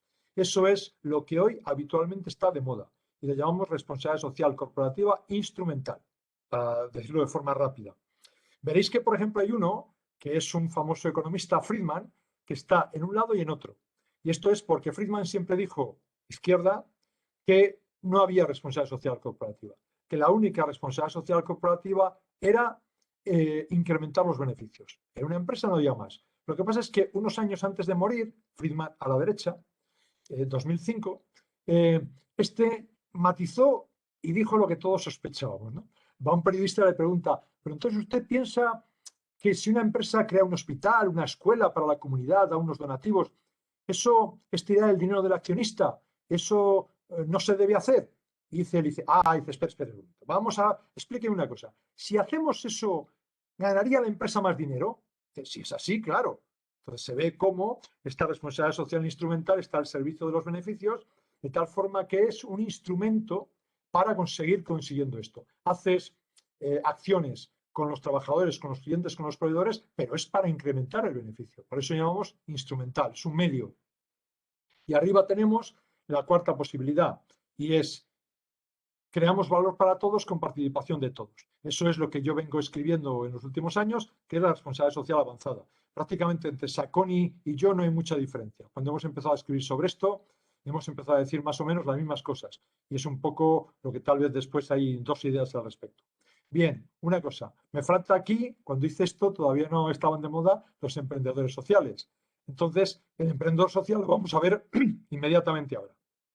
Nos faltaría el modelo de emprendedor social que me interesa para que luego entendáis la banca ética. Aquí tenéis, este es de Schumacher del año 18, es esencialmente lo mismo que había escrito yo, pero con una variante. Se olvida de la filantropía, de la caridad, de la acción social, del altruismo, de eso que hemos dicho arriba a la izquierda, y lo que hace es meter a los emprendedores sociales. Y esto, aunque esté en inglés y que sois todos bilingües, y aunque esté con siglas y que esté en forma matemática, la verdad es que se entiende muy bien. Esto a la gente le gusta porque es fácil de entender. Bien, el valor accionarial. El valor accionarial es no hay que hacer responsable social. Esto es Friedman, el que os he dicho antes, la primera versión de Friedman 62. ¿Que hay que maximizar? La creación de valor para el accionista. Después, donde pone el horizonte, esto ya es una valoración de, el autor de Schoenmaker, que tal vez no sea muy exacto siempre. Lo que interesa es donde pone optimización y ranking de factores. Por tanto, eso sería, no tiene que haber responsabilidad social, solamente nos tenemos que preocupar de los accionistas. ¿Quién defiende esto? Los más neoliberales que hemos visto antes. Por eso os he metido esa entradilla como contexto. Después, lo que llaman finanzas sostenibles 1.0. Es el valor accionarial ilustrado, refinado. ¿Qué es esto? El instrumental. La responsabilidad social instrumental. ¿Veis que es maximizar la riqueza para los accionistas? F, sujeta a algunas restricciones. Es decir, hay que dar algo a lo social y a lo medioambiental. S es social, E es medioambiental. Eso es lo que hoy sigue estando de moda. Y esa es la responsabilidad social corporativa que mucha gente critica. Claro, tenemos aquí un problema. El otro día participando en un online con colegios de economistas, pues claro, entraron los de OMAL, los del Observatorio de las Multinacionales en América Latina, y pusieron a caldo a toda la responsabilidad social corporativa. Les tuve que decir, pero decís siempre que eso es la instrumental. Lo que estáis diciendo no es la única responsabilidad social corporativa posible, es esa que está aquí en segundo lugar, la sostenible, finanza sostenible 1.0. La otra, la finanza sostenible 2.0, es el valor stakeholder, o sea, lo que yo he llamado avanzada, arriba a la derecha. ¿Qué se hace? Optimizar la creación de valor y la búsqueda de objetivos para todos. Para los accionistas, F, sí, pero también los sociales, que estarían los trabajadores, la sociedad, etc. Y el medio ambiente, la E. Por tanto, se optimiza todo. Y además desde una perspectiva, ahí sí que está bien Schoenmaker, que es a largo plazo. Y el finanza sostenible 3.0 es lo que a mí me faltaba. Estos son los emprendedores sociales. Y quiero que os quedéis con la idea porque esto es exactamente banca ética, dicho en forma matemática y de forma rapidísima. Es optimizar los objetivos sociales y ambientales, S y E, sujeto a una rentabilidad económica mínima, la F. Esto es, yo voy a procurar, ante todo, priorizar los intereses sociales y medioambientales, pero hay que ganar un mínimo de dinero para poder sobrevivir como organización. Bien, pues eso es lo que a mí me faltaba y es lo que ahí se ha añadido. Que eso lo llama valor bien común, que sería otra forma, ¿no? La economía del bien común es lo que está asociado con eso, aunque hay muchas versiones de la economía del bien común, algunas me gustan más, otras me gustan menos. Bien, esta responsabilidad social instrumental os he dicho que es la que está más de moda, la que está realmente ahí continuamente. Hay críticas totales, os he puesto aquí solamente las dos más evidentes. Mucha de la responsabilidad social empresarial, esa, la instrumental, es lo que decía OMAL, el Observatorio de las Multinacionales de América Latina. Propaganda, disimulo, simulacro camuflaje. Veis que esas son las palabras fundamentales que están ahí. Podría haber destacado incluso simulacro, que veo que no la he destacado, porque he destacado directamente camuflaje. Y veis que curiosamente la referencia de que esto es así os he puesto algo parecido a mal. En vez de decir o mal, he puesto la página de Transnational, que es una crítica a las multinacionales. Bien, ¿qué necesitamos hacer? Avanzar. Y esta es la idea de lo que ha dicho muchas veces Francisco en sus discursos, sobre todo al mundo de la cooperativa, a los movimientos sociales y a los empresarios católicos, vamos a decir. Y que está muy presente en algunas de las intervenciones que hubo online en la economía de Francisco en el mes de noviembre. Y es sustituir el modelo accionarial de empresa, eso un francés lo ha llamado un francés que está al frente de las investigaciones del Colegio de los Bernardinos en París. El Colegio de los Bernardinos es el centro de pensamiento de la diócesis de París. Fue montado por un cardenal de París y es realmente un centro económico impresionante con los proyectos de investigación que tiene. Tiene muy trabajado este asunto. La gran deformación de la empresa. ¿Qué es la gran deformación de la empresa? El modelo financiero accionarial. Esto es de lo último que he escrito. El último artículo concretamente ha sido dar a conocer el pensamiento de esos franceses ligados a la diócesis de París, pero con una gran digamos, distinta proveniencia. Hay de todo. Creyentes, no creyentes, todo tipo de personas investigando sobre esto. Después, hay que incluso criticar la responsabilidad social instrumental, el modelo financiero, por supuesto, pero también la instrumental, porque es simplemente buena conciencia y al final ganar dinero. Y hay que pasar a la responsabilidad social avanzada. Esto es la lógica que habéis visto que he visto, ¿no? Que he puesto. Y estos franceses insisten en que esa responsabilidad social avanzada tiene que tener un modelo distinto, con una finalidad ampliada. La empresa debe trabajar para todos con eficiencia, sí, pero también con equidad. Hay que preocuparse por la distribución. Y además lo tienen que hacer dando participación. Tienen que intervenir en la empresa no solo los accionistas, también tienen que participar en las decisiones los proveedores, los trabajadores, los directivos, etc. E incluso una cosa interesante, y es, debe participar el medio ambiente en las decisiones. Claro, ahí tenemos un problema, y es, ¿cómo participa el medio ambiente? Pues ahí la sugerencia mejor que la ha tenido un australiano es recurrir a campeones, que llama él, es decir, representantes, ONGs que defiendan intereses medioambientales y que pueden entrar a formar parte de los consejos de administración, por ejemplo, de las empresas. Esto alguna empresa española ya lo ha hecho, con sus más y sus menos. La empresa es Inditex. Inditex cogió y primero tuvo a Intermon Oxfam en el consejo de administración. Intermon Oxfam no salió muy satisfecho porque parece que no estaba consiguiendo aclarar qué es lo que pasaba en las cadenas de producción y de suministro que Inditex tenía en Bangladesh y en India y se marchó. Pero ahora ha cogido otra ONG. Es decir, la idea es buena, pero el problema es que la ONG sea manipulada. Por tanto, hay que tener cuidado. Pero la idea es esa. La idea es que participen todos en las decisiones. Y hay un tema. Para poder conseguir esto, que hay que cambiar los objetivos finales y hay que lograr participación de todos, hay un obstáculo. El obstáculo se llama directivos, dirigentes, formados con una mentalidad muy clásica, muchas veces en el modelo neoliberal, en el modelo financiero de empresa o como mucho la responsabilidad social instrumental y que no están por la labor. De hecho, el otro día en una conexión online de facultades de economía dentro de universidades católicas, se reconoció que esto es un problema que existe incluso en ese tipo de universidades.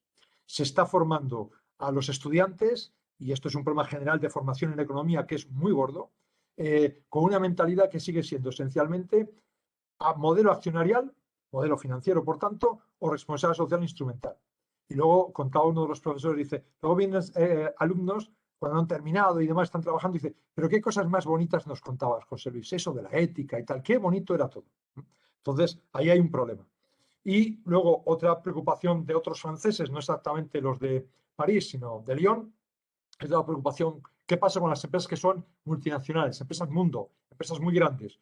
Pues eso dice, tenemos que empezar a controlarlas como un bien común, un bien privado, porque es propiedad solamente de una serie de personas, pero es un bien común a efectos de la colectividad y debe regularse y debe controlarse desde la perspectiva de lo común. Bien, esto os lo pongo simplemente para que sepáis que esto está de absoluta actualidad. Se está moviendo Europa, se está moviendo Estados Unidos, se está moviendo Gran Bretaña. Se quiere empezar a participar en las empresas, no solamente trabajadores, sino también clientes, proveedores, participar en las decisiones. Tenemos derecho a esto. Recordad la democracia económica, que era una participación amplia de toda la ciudadanía. Pues aquí es lo mismo. Y es significativo, los franceses están avanzando muchísimo en este sentido, y Macron ha hecho hace, pues nada, 2 años va a hacer ahora, una ley que se llama Ley Pacte, que es Plan de Acción para el Crecimiento y la Transformación de las Empresas. Y ahí ha aumentado la representación de los trabajadores en los consejos de administración, que ya eran 2, y ha aumentado a 7 u 8, si no recuerdo mal. Es decir, está aumentando la participación al menos de los trabajadores. Pero la idea es que hay que ir más allá que de los trabajadores. Y en Gran Bretaña, el Partido Laborista ha encargado a una serie de expertos de Oxford trabajar más sobre esto y Prem Sikka y compañía le han hecho un estudio sobre qué se podía hacer. Y lo que es más significativo, en Estados Unidos, senadores demócratas intentan lo nunca visto en Estados Unidos, y es que las multinacionales norteamericanas empiecen a tener participación de gente que no sea accionistas en el Consejo de Administración. Que en el Consejo de Administración de una multinacional norteamericana esté alguien más que los accionistas. Esto sería una absoluta novedad en Estados Unidos. En España ha habido proposiciones de ley en el Parlamento Vasco y en el Parlamento Navarro. Lo ha hecho este grupo cooperativo que llamamos Grupo Cooperativo de Mondragón. Mi crítica es que solamente han pensado en participación de los trabajadores. Están copiando el modelo cooperativo tradicional, con los trabajadores como eje, al resto de las empresas. Pero yo creo que tiene que ser algo más que los trabajadores. Hoy es más complejo, porque además nos tenemos que preocupar mucho del medio ambiente. Bien, pues ahí veis cómo se intenta hacer este tipo de cosas. Y vamos a la última parte. Ese es lo que os decía yo, el estiércol del diablo. Francisco y el dinero, pasamos a las finanzas éticas. Aquí es donde os decía que Francisco decía que el dinero es el estiércol del diablo basándose en la doctrina de los padres de la Iglesia. Y estas finanzas éticas también las llamamos finanzas sociales, alternativas o solidarias. La verdad es que no sabemos bien cómo llamarlas, hay de todo. La palabra solidario tiene sus problemas por una cosa que luego os diré. ¿Qué hay dentro de esto? Sobre todo hay banca ética e inversión socialmente responsable. Se puede llamar a todo inversión socialmente responsable, pero distinguimos banca ética y la inversión socialmente responsable propiamente dicha. Aunque todas las finanzas éticas son inversión socialmente responsable, a la hora de exponer distinguimos la banca ética y la inversión socialmente responsable propiamente dicha. ¿Quiénes han sido los impulsores? Bueno, esencialmente en sus inicios grupos religiosos.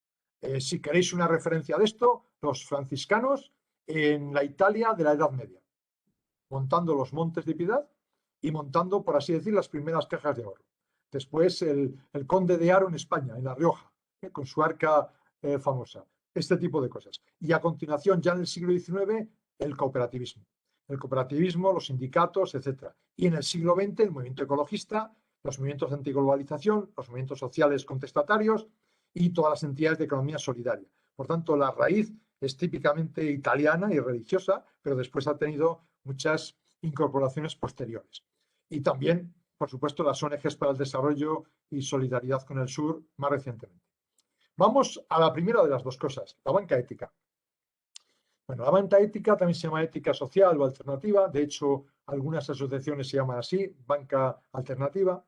Y lo que preocupa es todo eso que tenéis ahí. ¿Nos preocupa el desarrollo humano sostenible? Sí, por supuesto. Pero os he destacado algunas cosas que a veces no se hace mucho hincapié cuando se habla de la banca ética.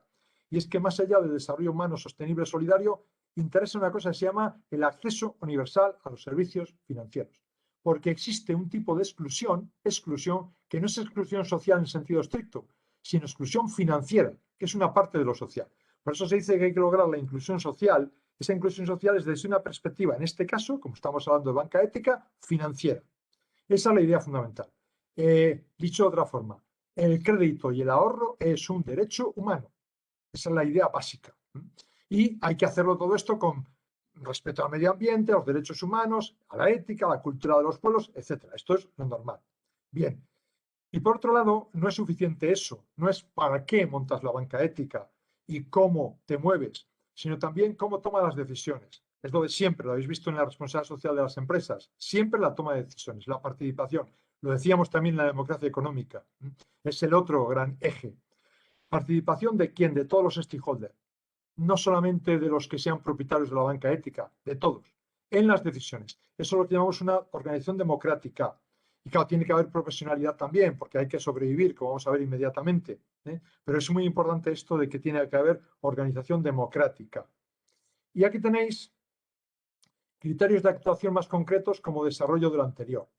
¿Qué es lo que hacemos? Incorporar compromisos medioambientales, sociales, morales, exactamente igual que diríamos una responsabilidad social avanzada. Bien, con todo eso que tenéis ahí. Pero con un tema importante, lo tenéis debajo.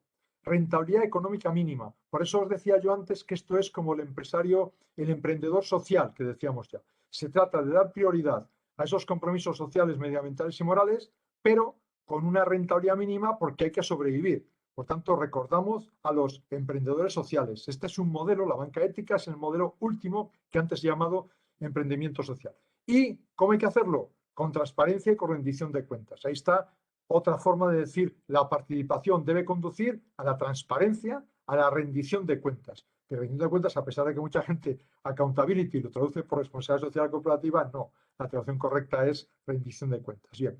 Luego la forma de organizarse es muy distinta. Hay banca ética que son bancos oficialmente reconocidos por el Estado y hay con muchas variantes y hay otras cosas que no están reconocidas por el Estado. Por ejemplo, el grupo de apoyo a proyectos de Madrid, la banca ética de Mérida, Badajoz, pues eso no está reconocido por el Estado, pero existe. Bien. Y desde el punto de vista del entorno, dos ideas fundamentales: inserción en el territorio y desarrollo de un tejido social cultural. Una banca ética es la banca más la comunidad. Tiene que ser algo interrelacionado. Y por eso se dice que hay que revisar una serie de cosas importantes desde el punto de vista de iniciativas locales y de descentralización. Luego vais a ver además que esto aparece en las inversiones socialmente responsables de otra manera. Por tanto, resumen de los grandes principios, grandes elementos de la banca ética. Primero de todo, leemos en el orden de las agujas de un reloj. Compatibilizar el beneficio social, medioambiental y económico. Hacer proyectos financieros que sean sostenibles, estamos hablando de desarrollo humano sostenible, combatir la exclusión financiera, que os he insistido mucho en eso, el derecho al crédito y al ahorro es un derecho humano, la transparencia, no especular, y hemos visto antes ejemplos de especulación en algunas estadísticas, y la participación. Y todo esto se hace con un elemento organizador concretito que es el comité ético. En toda banca ética hay un comité ético que analiza las decisiones más allá de la economía. Las analiza con una lupa desde la moral, desde la ética. Que sabéis que ética y moral, aunque a veces se hace que hay muchas diferencias, en realidad es una diferencia puramente de origen etimológico. Si es latín o si es latín moral, si es griego ética. Y una cosa que a veces no se suele hacer notar cuando se habla de la banca ética es que hay diferentes modelos. Podríamos decir que hay tres, pero para suavizar el asunto os lo reduzco a dos. El modelo del norte de Europa y el modelo del sur de Europa. El modelo del norte de Europa es típicamente, por decir un ejemplo que está en España, Triodos Bank, que está en muchísimas ciudades españolas. ¿Estos qué les preocupa? Sobre todo el medio ambiente. Se trata de financiar proyectos medioambientales o culturales, socioculturales. Eso es lo que les preocupa. Y un detalle importante que la gente no sabe es que hay una diferencia en la forma de organizarse. Triodos Bank tiene accionistas y si tú tienes más acciones, tienes más votos. El número de votos depende del número de acciones. Si yo tengo una acción, voto una vez. Si tengo 100 acciones, tengo 100 votos. En cambio, el modelo del sur de Europa se caracteriza por una preocupación más sobre exclusión social, laboral, financiera, problemas de discapacitados, problemas de que no hay empleo suficiente en el sur de Europa. Veis que todo tiene un origen de por qué viene esto. Y, en definitiva, apoyo a entidades sociales. Tiene, por supuesto, proyectos medioambientales, pero el énfasis, la preocupación esencialmente es social. El ejemplo típico, la Banca Popular Ética, que en España actúa ahora con el nombre de FIARE. FIARE está unido a la Banca Popular Ética, que son italianos. Peculiaridad. La Banca Popular Ética está formada en Italia con la figura jurídica de una cooperativa bancaria, por así decir. Entonces, ¿qué pasa? Es una persona, un voto. Es decir, puedes haber metido mucho más dinero, lo puedes haber invertido como accionista, pero tú sigues teniendo un voto. Igual que el que ha metido 100 euros, que tiene otro voto. Esa es una diferencia importante en el tema de participación que a veces no se hace notar. Bien, esos son modelos Y luego, aquí os he dejado sin marcar nada porque lo podéis ver por vosotros mismos, salvo alguna cosa que voy a decir, cómo funciona. Pues hay ahorradores y hay gente que pide préstamos, sin más. ¿Los ahorradores quiénes son? Pues gente que tiene otra mentalidad, tiene una idea alternativa, ¿no?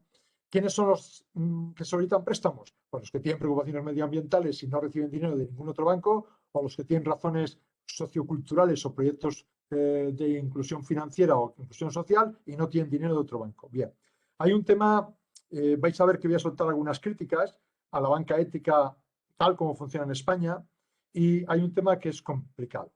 Y es que se presentan todos los libros de banca ética que si yo pido un préstamo, en la banca ética no tengo que aportar ningún aval. No tiene que venir mi papi a firmar que, oye, que sí, que luego si no paga este, pago yo.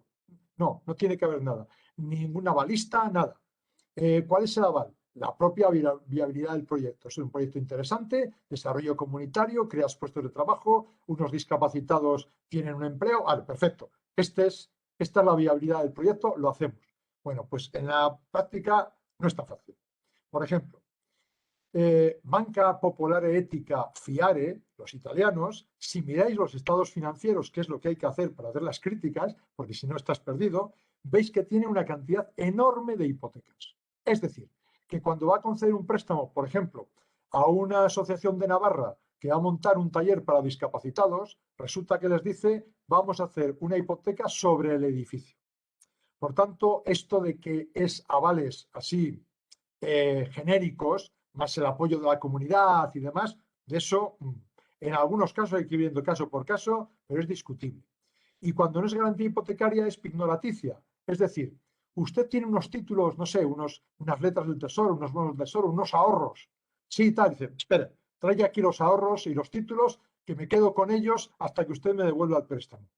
Por tanto, cuidado con esto, es la primera crítica que voy a hacer y después voy a hacer alguna más. El procedimiento habitual es, si eres cliente, pues dejas el dinero, tienes unas condiciones en que puedes renunciar a todo el interés, no cobras retribución, o puedes decir cobre un poco de interés por el depósito que dejo, en fin, todo ese tipo de cosas.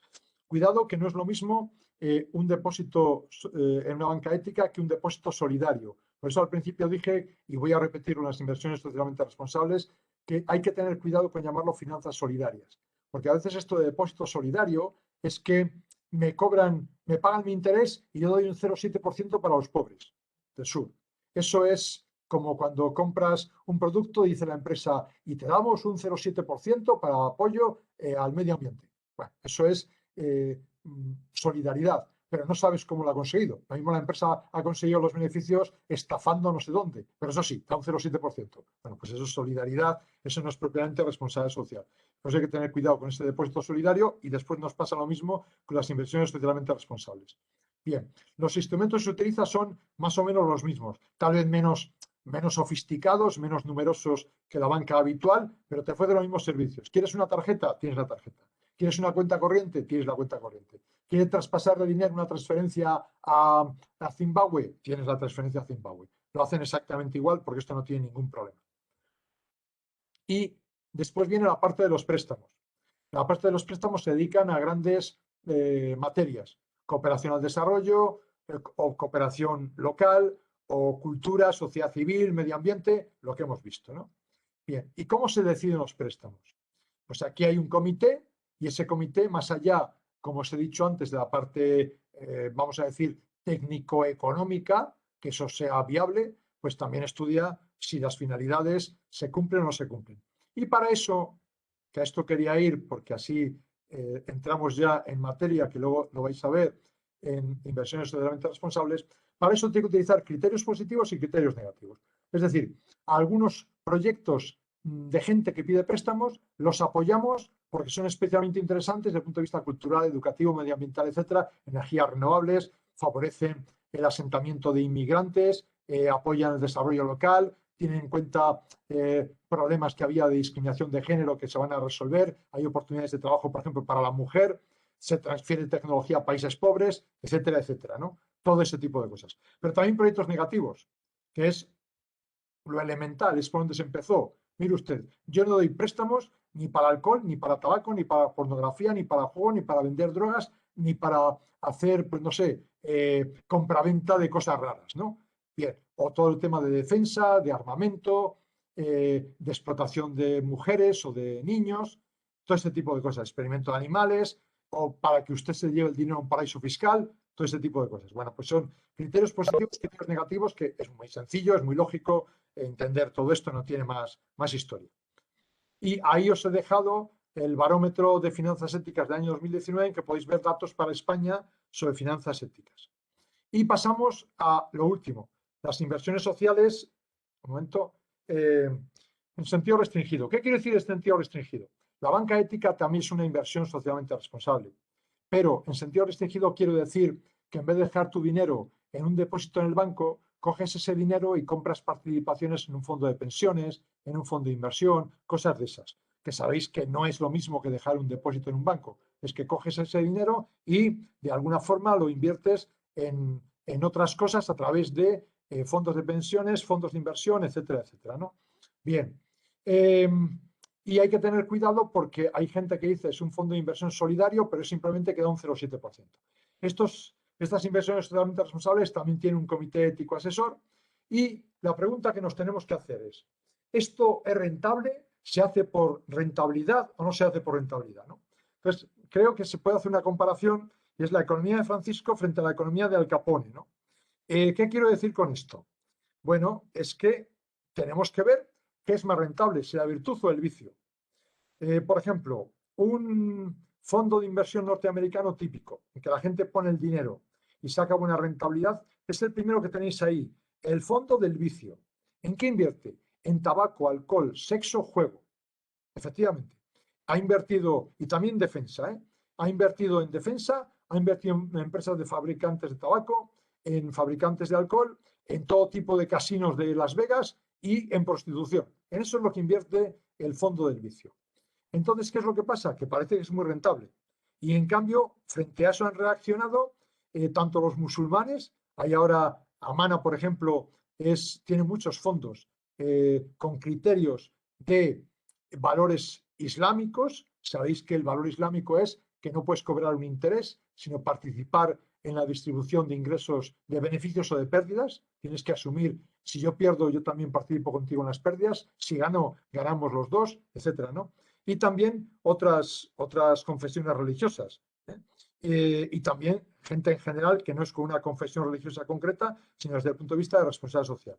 Por tanto, hay para todo. Hay gente que defiende inversiones en fondo del vicio, hay gente que defiende inversiones con criterios musulmanes, con criterios episcopalianos, con criterios menonitas, católicos o lo que sea, y también criterios generales. Bien, y la cuestión es, ¿qué es más rentable, la virtud o el vicio? Yo no sé si podéis darme estoy hablando todo el tiempo, a ver si podéis darme una opinión. ¿Qué creéis que es más rentable? ¿Invertir en sexo, drogas, alcohol, casinos, defensa, tabaco, etcétera? ¿O guiarse por principios de responsabilidad social y más en concreto principios católicos, presbiterianos, islámicos? ¿Alguien se atreve a decir algo?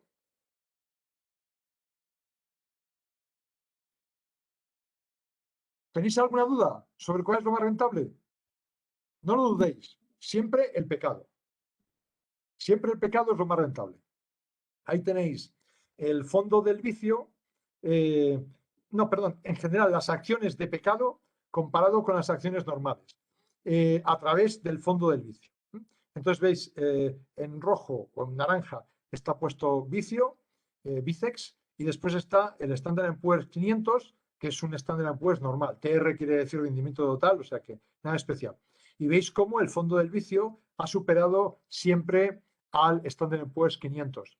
Si pudiéramos pinchar abajo, que yo había hecho ayer con el web de la universidad, que sí que se podía ver a la vez, podríais ver datos actualizados.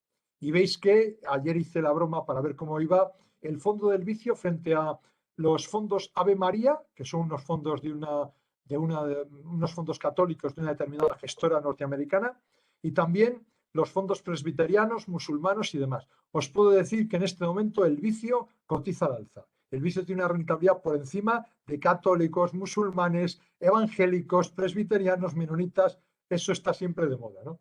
Y es que posiblemente esto ocurre con frecuencia. Pero no siempre. La verdad es que hay veces que los fondos del vicio, en crisis económicas y demás, a veces veis que cuando hay crisis económica se acerca más a la rentabilidad normal. Como se puede tener mucho, mucho vicio, pero si hay crisis no tienes dinero para pagártelo. Entonces ya se nota que se ajusta una rentabilidad con otra.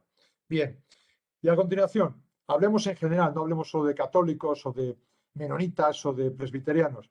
Estrategias posibles, lo mismo que habéis visto en la banca ética. Criterios negativos o criterios positivos, lo mismo.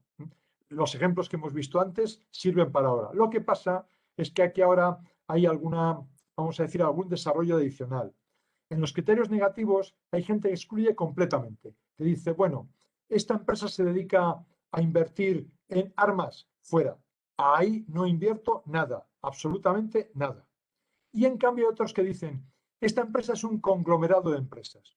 ¿Cuánto es su negocio de armas? ¿El 10%? Entonces no me importa. Si el 90% restante de sus inversiones son en negocios que yo puedo admitir moralmente, desde el punto de vista de la responsabilidad social, lo hago. Invierto en esa empresa, a pesar del 10% de armamento. Bien, pues eso es exclusión total y exclusión parcial. Y los positivos, criterios positivos, hemos visto una colección. Pero hay otra forma de ver esto. Es lo último, así que se estudia. Es los fondos temáticos, los mejores en su clase, que se dice, vamos a ver, ¿ese fondo de inversión invierte en medio ambiente? ¿Solo en medio ambiente? Esto es lo mío, ahí voy. Este fondo de inversión invierte en, por ejemplo, de inclusión social, no sé qué, ahí voy. Y luego, desde el punto de vista de la gestión, interesa saber si hay un activismo, una implicación, un compromiso de los accionistas y de la gente correspondiente o no hay esa implicación, ¿no? Ahora vais a ver esto enseguida. Y por último, lo que se está haciendo en la actualidad es mezclar criterios. Se utiliza a la vez criterios negativos, criterios positivos, dentro de ellos los mejores en su clase, y enfoques combinados. Una inversión en la comunidad lo vamos a ver ahora. Bien, por tanto, quedaos con la idea fundamental de cuáles son las estrategias generales y después que existe una inversión en comunidad que vamos a ver y que existe una forma de intervenir en la gestión que vamos a ver ahora. Ahí tenéis a un abuelito aparentemente pacífico, con cara de sonriente, buena persona, ¿no? Este tipo es peligrosísimo. Este tipo se dedicaba, mejor dicho, porque ha fallecido hace poco, al activismo accionarial. Se dedicaba a ir a las empresas a criticarles, ponerles de manifiesto los negocios que hacían que eran inaceptables y obligaba a los fondos de inversión a que dejasen de invertir ahí. Era las estrategias que hemos visto, pero desde el punto de vista de la gestión él se preocupaba de que realmente se aplicasen. Hacía activismo accionarial, es decir, de participante en el fondo de inversión. Me han dicho que tú vas a utilizar unos criterios excluyentes o unos criterios positivos, tal, y yo voy a estar aquí para vigilarlo. Activismo accionarial. Este individuo dijo que era peligrosísimo, tuvo mucho peso en Estados Unidos mientras vivió, le recibían los presidentes de Estados Unidos, una persona muy respetada. Aparentemente consiguió algunas cosas, alguna empresa multinacional de petróleo la hizo cambiar en su consejo de administración de comportamientos, y en realidad detrás de este abuelito se escondía un capuchino norteamericano que se llamaba Michael Crosby, ¿no? Entonces, esta es una de las cosas más curiosas que tenéis, y es cómo organizaciones católicas de Estados Unidos y de Europa se han unido con Cáritas Internacional a la cabeza para hacer un impulso de las finanzas éticas, de la inversión en los fondos de inversión socialmente responsables y con principios, con valores, e incluso han conseguido a veces desestabilizar los mercados. Por ejemplo, se pusieron de acuerdo en las congregaciones religiosas norteamericanas que están en esta línea, que son muchas de ellas femeninas, esto hay que tenerlo en cuenta. Muchas organizaciones femeninas norteamericanas de religiosas se pusieron de acuerdo con Cáritas Internacional en Roma y con una serie de bancos católicos alemanes pequeñitos que hay en algunas diócesis alemanas y algunas otras inversiones de congregaciones católicas francesas, que son numerosas. Hay una asociación francesa de monjas que han movido todo esto que es ética e inversión. Pues bien, se pusieron de acuerdo y en un mismo día movieron 5.000 millones de dólares de inversiones que estaban en empresas que se dedicaban a a combustibles fósiles, retiraron el dinero, provocando que al moverse de esos fondos de inversión, los valores, los precios de las acciones de esas empresas se hundieron en bolsa. Porque claro, retirar 5.000 millones de 2 o 3 empresas muy concretas, le hundes el mercado ese día, le hundes la bolsa ese día. Bueno, pues esto se ha hecho y no se ha hecho solo por una vez. Incluso existe en Internet, que lo podéis encontrar, la lista de estos peligrosos activistas. Están todas las congregaciones católicas con su nombre y apellidos de Estados Unidos o de Europa y cómo se ponen de acuerdo a veces para hacer este tipo de cosas. Bien, y ahí tenéis, esto es para el fin de semana, explicado cada una de las cosas que he dicho antes en detalle, cada uno de los ejemplos de los criterios utilizados. Y finalmente tenemos la inversión en la comunidad, que es hacer proyectos para el desarrollo y el bienestar local, contra la exclusión social, etcétera, etcétera. Esto incluso últimamente va más allá y es lo que se llama inversión de impacto, que ya no solamente es inversión en la comunidad, sino que veis que es también fondos para el emprendimiento social y microfinanzas. Eso va más allá de lo que había sido hasta ahora la inversión socialmente responsable, es más amplio. Es un poco como ocurría en la responsabilidad social empresarial, que ha pasado a ser de emprendedores sociales, ¿no? Bueno, pues ha llegado hasta ahí. Pues ahora es lo mismo. Hemos pasado de la inversión socialmente responsable tradicional, con sus criterios y demás, a esta inversión comunitaria y después a esta inversión de impacto. Pero la idea es siempre la misma. ¿Cómo compaginar el rendimiento financiero con el rendimiento social o medioambiental? Bien, en principio, los estudios nos dicen, y vamos ya terminando, que el conjunto de inversiones socialmente responsables son igual de rentables que las no responsables, que las generales. ¿Qué pasa? Bueno, esto la gente de la práctica lo vende como una magnífica noticia, ¿no? Vas allí con tu dinero y te dice, oye, estupendo, mira, si tienes esas ideas, preocupaciones morales y éticas, no te preocupes. Tengo unos fondos de inversión que tienen la misma rentabilidad que los otros. O sea que tú no vas a perder dinero. Claro, con lo cual hay mucha gente que además de buenas intenciones dice, hombre, y encima gano lo mismo. Esto, jauja, esto es lo que deseo. Y el riesgo más o menos parecido, pues estupendo. Ahí tenemos un problema, y es que creo que puede ocurrir que lo que está detrás, esta es una crítica, es que no sabemos medir qué es una empresa socialmente responsable. Posiblemente el problema está en que tenemos igual rentabilidad, igual riesgo, porque estamos emitiendo e invirtiendo básicamente en las mismas. Quitamos unas cuantas muy descaradas, energía nuclear tal, armamento tal, pornografía, quitamos unas cuantas, pero el resto son muy parecidas. Ese es un problema que tenemos, porque no sabemos medir bien la responsabilidad social empresarial. Y para demostrároslo, vamos a verlo aquí. Ahí tenéis el índice de acciones de la Europa cristiana, o índice europeo cristiano de acciones. Entonces, si miráis un poco la rentabilidad y el riesgo, oye, pues esto está bien, ¿no? Mira, por ejemplo, el índice de la Europa cristiana tiene una rentabilidad a 5 años del 47,6%. Y el índice de la Europa europeo 600, que es normal, ahí están todo tipo de acciones, 46. Pues encima, además de que hago el bien, soy moralmente virtuoso, hasta gano más dinero. Vamos al riesgo.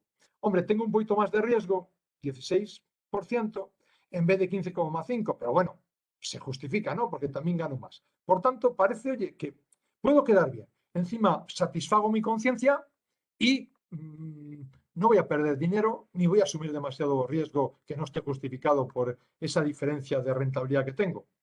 Bien, entonces, cuando ves esto, dices, pues este índice merece la pena estudiarlo a fondo. Entonces, aquí veis cómo pues es lo mismo. Es decir, la rentabilidad de uno y de otro no hay diferencia. Entonces, miramos a ver qué es lo que hay detrás de este índice de acciones de europeo cristiano. Y fijaos lo que dice.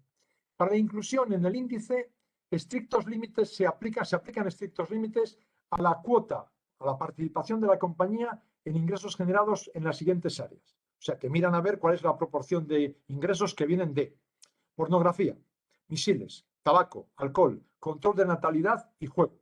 Bien, entonces se supone que las empresas que estén muy implicadas, estamos hablando de proporciones, con una especie de exclusión parcial que he dicho antes, las que estén muy implicadas en pornografía, misiles, tabaco, alcohol, control de natalidad y juego, no debería utilizarlo, porque utilizan criterios, además, cristianos tradicionales, típico, esos. ¿Qué es lo que pasa?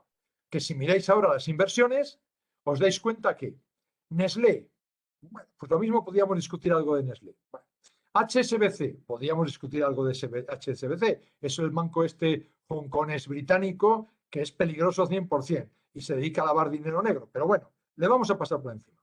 La Royal Dutch es petrolera. Bueno, supongamos que la petrolera esta tampoco tiene ningún problema.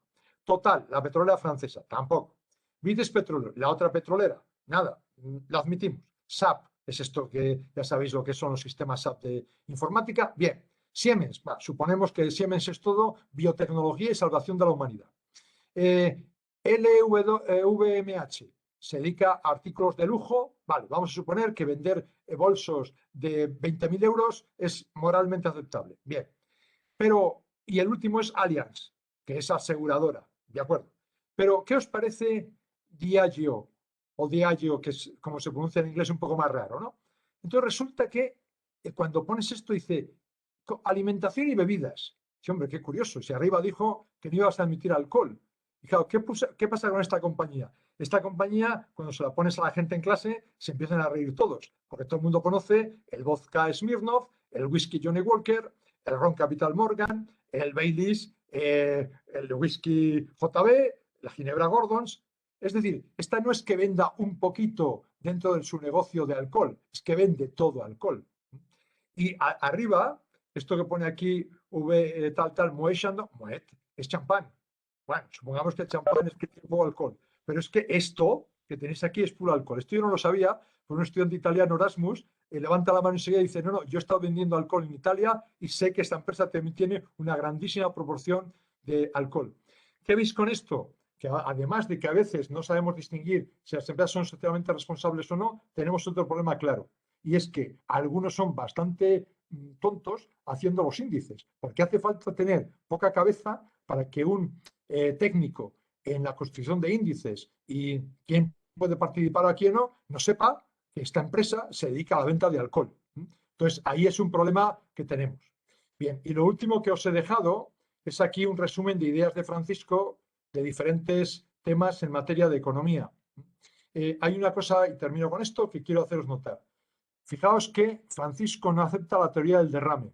Eso es importante en la evolución de la doctrina social católica, porque hasta ahora la doctrina social católica era mucho de principios generales, mojarse poco, cuidado con lo que dices, que te van a protestar, y Francisco se ha atrevido a meterse con la teoría del derrame. Él lo llama la teoría del goteo, porque es como dicen en América Latina, pero quiere decir algo que es importante y con esto unimos con el comienzo de la exposición que os he hecho. Y es que desde el punto de vista neoliberal se parte de la base de que cuando crece la economía y crecen los ingresos de los más ricos, todos los demás les acompañan. Es decir, les llega también el crecimiento. Eso es una cosa que nunca está demostrado en economía y Francisco dice expresamente que es falsa. Que la teoría del derrame, que cuando suben los de arriba, suben también los de abajo, no se cumple. Y lo había dicho hace mucho tiempo Galbraith, ¿no? Dice, eso es pensar que tiene usted con un caballo, por un camino, con una bolsa de avena. Y va usted alimentando al caballo y dice, no, pero es que no se alimenta solo el caballo, es que caen un poquito de avena en las cunetas para que coman los gorriones. Sí, claro, dice, pero es que los gorriones van a comer bastante menos avena que el caballo, ¿no? Y esta es un poco la idea fundamental del tema. Y me parece con esto, ahí os he puesto algunas ideas sacadas más bien de Justicia y Paz, si es que esto avanza, que ahora veo que se ha quedado atascado. Se ha quedado atascada la diapositiva, pero bueno, era el final del asunto. Así que cerramos el programa y volvemos a Webex. Pues muy bien, muchas gracias, José Miguel. La verdad es que muy interesante. Bueno, se nos ha hecho un poco tarde. Unos minutos por si alguien quiere hacer algún comentario, alguna pregunta. Bueno, bienvenidos Enciende a la los cámara lo últimos más que... peligroso de Cáceres, Extremadura y parte de España. Hola. Muy buenas, Edu. Muy buenas. Yo sí quería Sí. preguntar o alguna reflexión. Muy interesante, Chemi, ya, Adelante. pero supongo que lo compartirá. Hay un montón de información. Esto último que decías del derrame, no sé si es lo mismo, pero que el Papa decía que que cuando se derramara el vaso de agua se supone que iba a llegar agua para el resto, ¿no? El problema es que cuando ha llegado al tope del vaso, el vaso se ha ido haciendo más grande, con lo que al final nunca se derrama, ¿no? No sé si es así, pero me parecía eso muy ilustrativo y se me unía con lo último que tú decías. Sí, Y sí. a mí me surge que con todo lo que dice, muchas cosas, pero una idea que quería compartir y también preguntarte a ver qué opinas tú es por dónde ver la luz cuando la mayor parte bueno, pues hablando de finanzas, pues la mayor parte de los bancos o de las empresas financieras operan con esa, digamos, con otra lógica, ¿no? Porque parten de alguna concepción del mundo y de la sociedad y por tanto de la economía distinto. El Papa dice en la Fratelli Tutti, dice, sin duda, todo lo que estoy diciendo se trata de otra lógica. Si la vemos desde una perspectiva, como entendemos, de beneficio y de única como decías tú, sacralización de lo económico, pues obviamente no vamos a llegar a ello.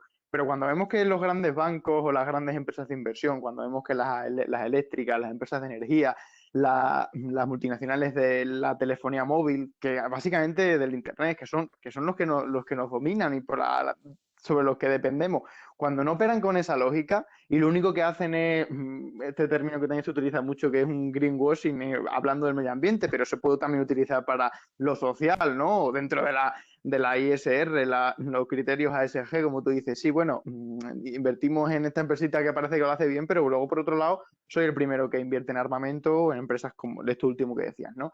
¿Se puede confiar en que hay una gran...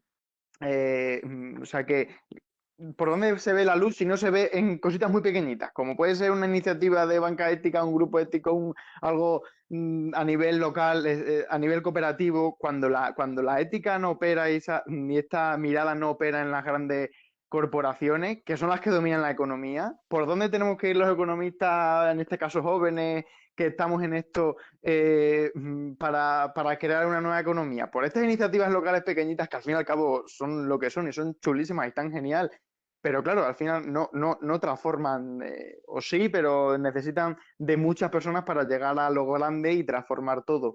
No sé, a mí es una cosa que digo, sí, pero es que si al fin y al cabo los grandes bancos son los que operan con sus reglas, ¿dónde quedo yo con mi cooperativa de banca? Que está genial y que voy a seguir participando en ella y creo que es la que va a cambiar el mundo, pero muy poco a poco. Y, por ejemplo, a nivel climático no tenemos tanto tiempo. Entonces, no sé, por dónde ver la luz en un sistema tan corrompido, aunque vea muchas luces, pero ¿dónde está enfoque general? No sé si me lo hago explicar o no, pero Vamos a ver, Edu, esto salió el otro día en esa conexión entre universidades de inspiración católica y fue una buena oportunidad para ponerse las pilas y hacerse una autocrítica. Yo siempre tomo como referencia que es muy importante estudiar al enemigo. A mí eso me parece fundamental. Hay que estudiar al enemigo. Entonces, Hayek tiene un artículo que es contrario al socialismo y para decir que hay que desmontar lo keynesiano. Y ese artículo tiene un párrafo final que yo le he puesto varias veces en algún sitio, y es la importancia de las ideas. Lo que dice ahí Hayek es, estamos perdiendo, lo escribe en los años 40, hacia el término de la Segunda Guerra Mundial, y dice, estamos perdiendo la batalla contra los keynesianos. ¿De qué tenemos que hacer? Encerrarnos, aguantar, defender las ideas. De lo que al final revoluciona a la humanidad a largo plazo son las ideas. Ganaremos. Por eso desde un principio he planteado esto como una cuestión de una batalla cultural, política, por encima de la economía. Por eso creo que es muy importante que la gente debería estudiar en economía pensamiento económico. ¿Y de dónde viene todo esto desde un principio? Entonces, el problema es de educación. Necesitamos, y no es posible aceptar que las propias universidades católicas estén enseñando finanzas con el criterio de la maximización de la riqueza para el accionista. Lo están haciendo. Y eso no es posible, porque además se da una contradicción que rompe el principio de unidad didáctica. Y es que el profesor de finanzas entra y les dice eso, bueno, ocurre conmigo mismo en mi propia universidad, yo pertenezco al departamento de finanzas, ¿no? Y a continuación entra un profesor que dice lo contrario. Claro, el estudiante dice, bueno, ¿pero qué es esto? Aquí cada uno dice una cosa y al final, ¿qué pasa? Que hace lo que le surge, lo que le dice el ambiente que le rodea. Por lo tanto, la primera cosa es educación y además educación coherente. ¿Quién ha hecho esto? La Universidad St. Gall, en Suiza. Es Suiza de lengua alemana, es, como ocurre con muchas veces con Centro Europa, solo dedicada a temas de economía y empresa, y ha obligado a que todas las asignaturas se dan con 80 páginas que son su ideario. En inglés, francés y alemán lo han difundido. Y no se explica nada que se salga de eso, con lo cual los estudiantes tienen una cosa coherente. Pero claro, lo que tú dices, en términos medioambientales nos queda poco tiempo y esto va a exigir tiempo. Pero yo creo que es fundamental dar la batalla de las ideas, cambiar la formación en economía y cambiar la formación dentro de la propia Iglesia, porque también tenemos un problema, reconozcámoslo, lo veíamos el otro día en los debates, claro, es que hay gente que, bueno, participaron dos que venían de los encuentros de economía de Francisco, y uno lo que vino a decir es que con que seamos todos buenos, bondadosos y nos arda el corazón de amor por Cristo, hemos salvado la economía. Vale, de acuerdo. El otro era más listo y entonces hizo notar, pero con muchísimo miedo, porque el otro era profesor de San Pablo CEU, decía, bueno, yo no sé, esto se puede considerar que estoy hablando de marxismo, no sé qué y tal. Entonces, hay ese problema. Entonces, tenemos un problema general de educación, hay que afrontarlo a largo plazo y tenemos un problema específico dentro de la formación dentro de la Iglesia. Entonces, yo veo algo de eso. Y luego hay que hacer otra cosa. También soy posibilista, es decir, que se haga responsabilidad social instrumental sé que es mejor que la ley de la selva. Dentro de la responsabilidad social instrumental hay algunas que son realmente avanzadas, sí que están haciendo ciertas cosas. O sea, hay que empezar a decir, algunas se pueden salvar. Dentro de la banca ética hay también bancos que, aunque no sean éticos, hacen algo. Porque además hay que tener en cuenta otra cosa, que antes, por razones de tiempo, no he querido detenerme, pero la banca ética también tiene su lado oscuro. Eso es como la cooperación al desarrollo, hay su lado oscuro. Hay algunas cosas de la cuenta de resultados de FIARE, Banca Popular Ética, que a mí no me cuadra sobre los gastos que tienen de algunas cosas. Pero bueno, estas son cosas que se ven. Por tanto, para mí, ya te digo, no hay una respuesta fácil para lo que dices, pero creo que es educación, paciencia y conseguir que dentro de la Iglesia se empiece a pensar de otra manera. Pero mientras tengamos que los que van a las iglesias son una determinada ideología, pues también hay gente que dirá, no, tenemos que cuidar el número. Aquí que no se nos marche, que es muy importante el número de personas que tenemos en las misas. Dice, no importa de dónde vienen. Claro, si parte de ese planteamiento, pues entonces, claro, nunca harás una transformación dentro de la Iglesia.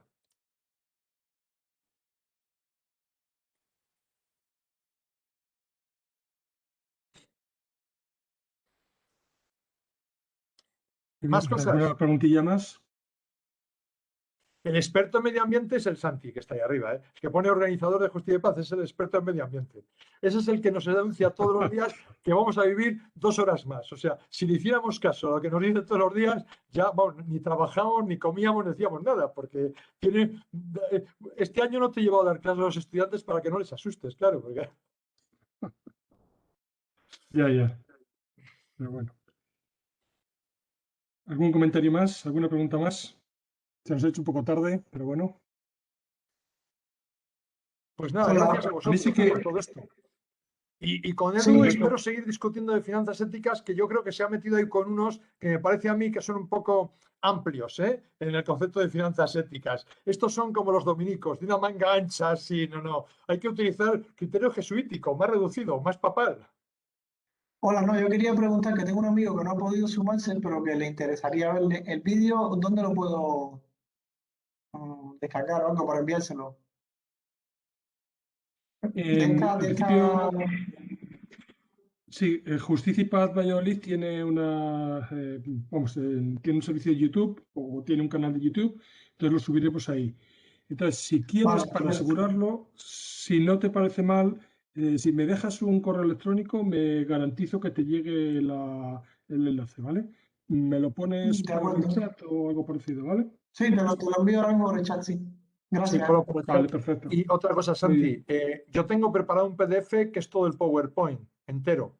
Sí, Ese yo creo que lo podéis poner en el canal de YouTube colgado también, ¿eh? O sea que eso te claro lo que sí. envío ahora. El PDF te lo envío ahora. Vale. Perfecto, de acuerdo, José Miguel. Gracias. Bueno, pues muchas gracias. Pasad buena Semana Efectivamente, muchas Santa, gracias a todos. encerrados, sin alcohol, sin alcohol. Mucho cuidado con esto. Venga, hasta Adiós. luego. Hasta luego.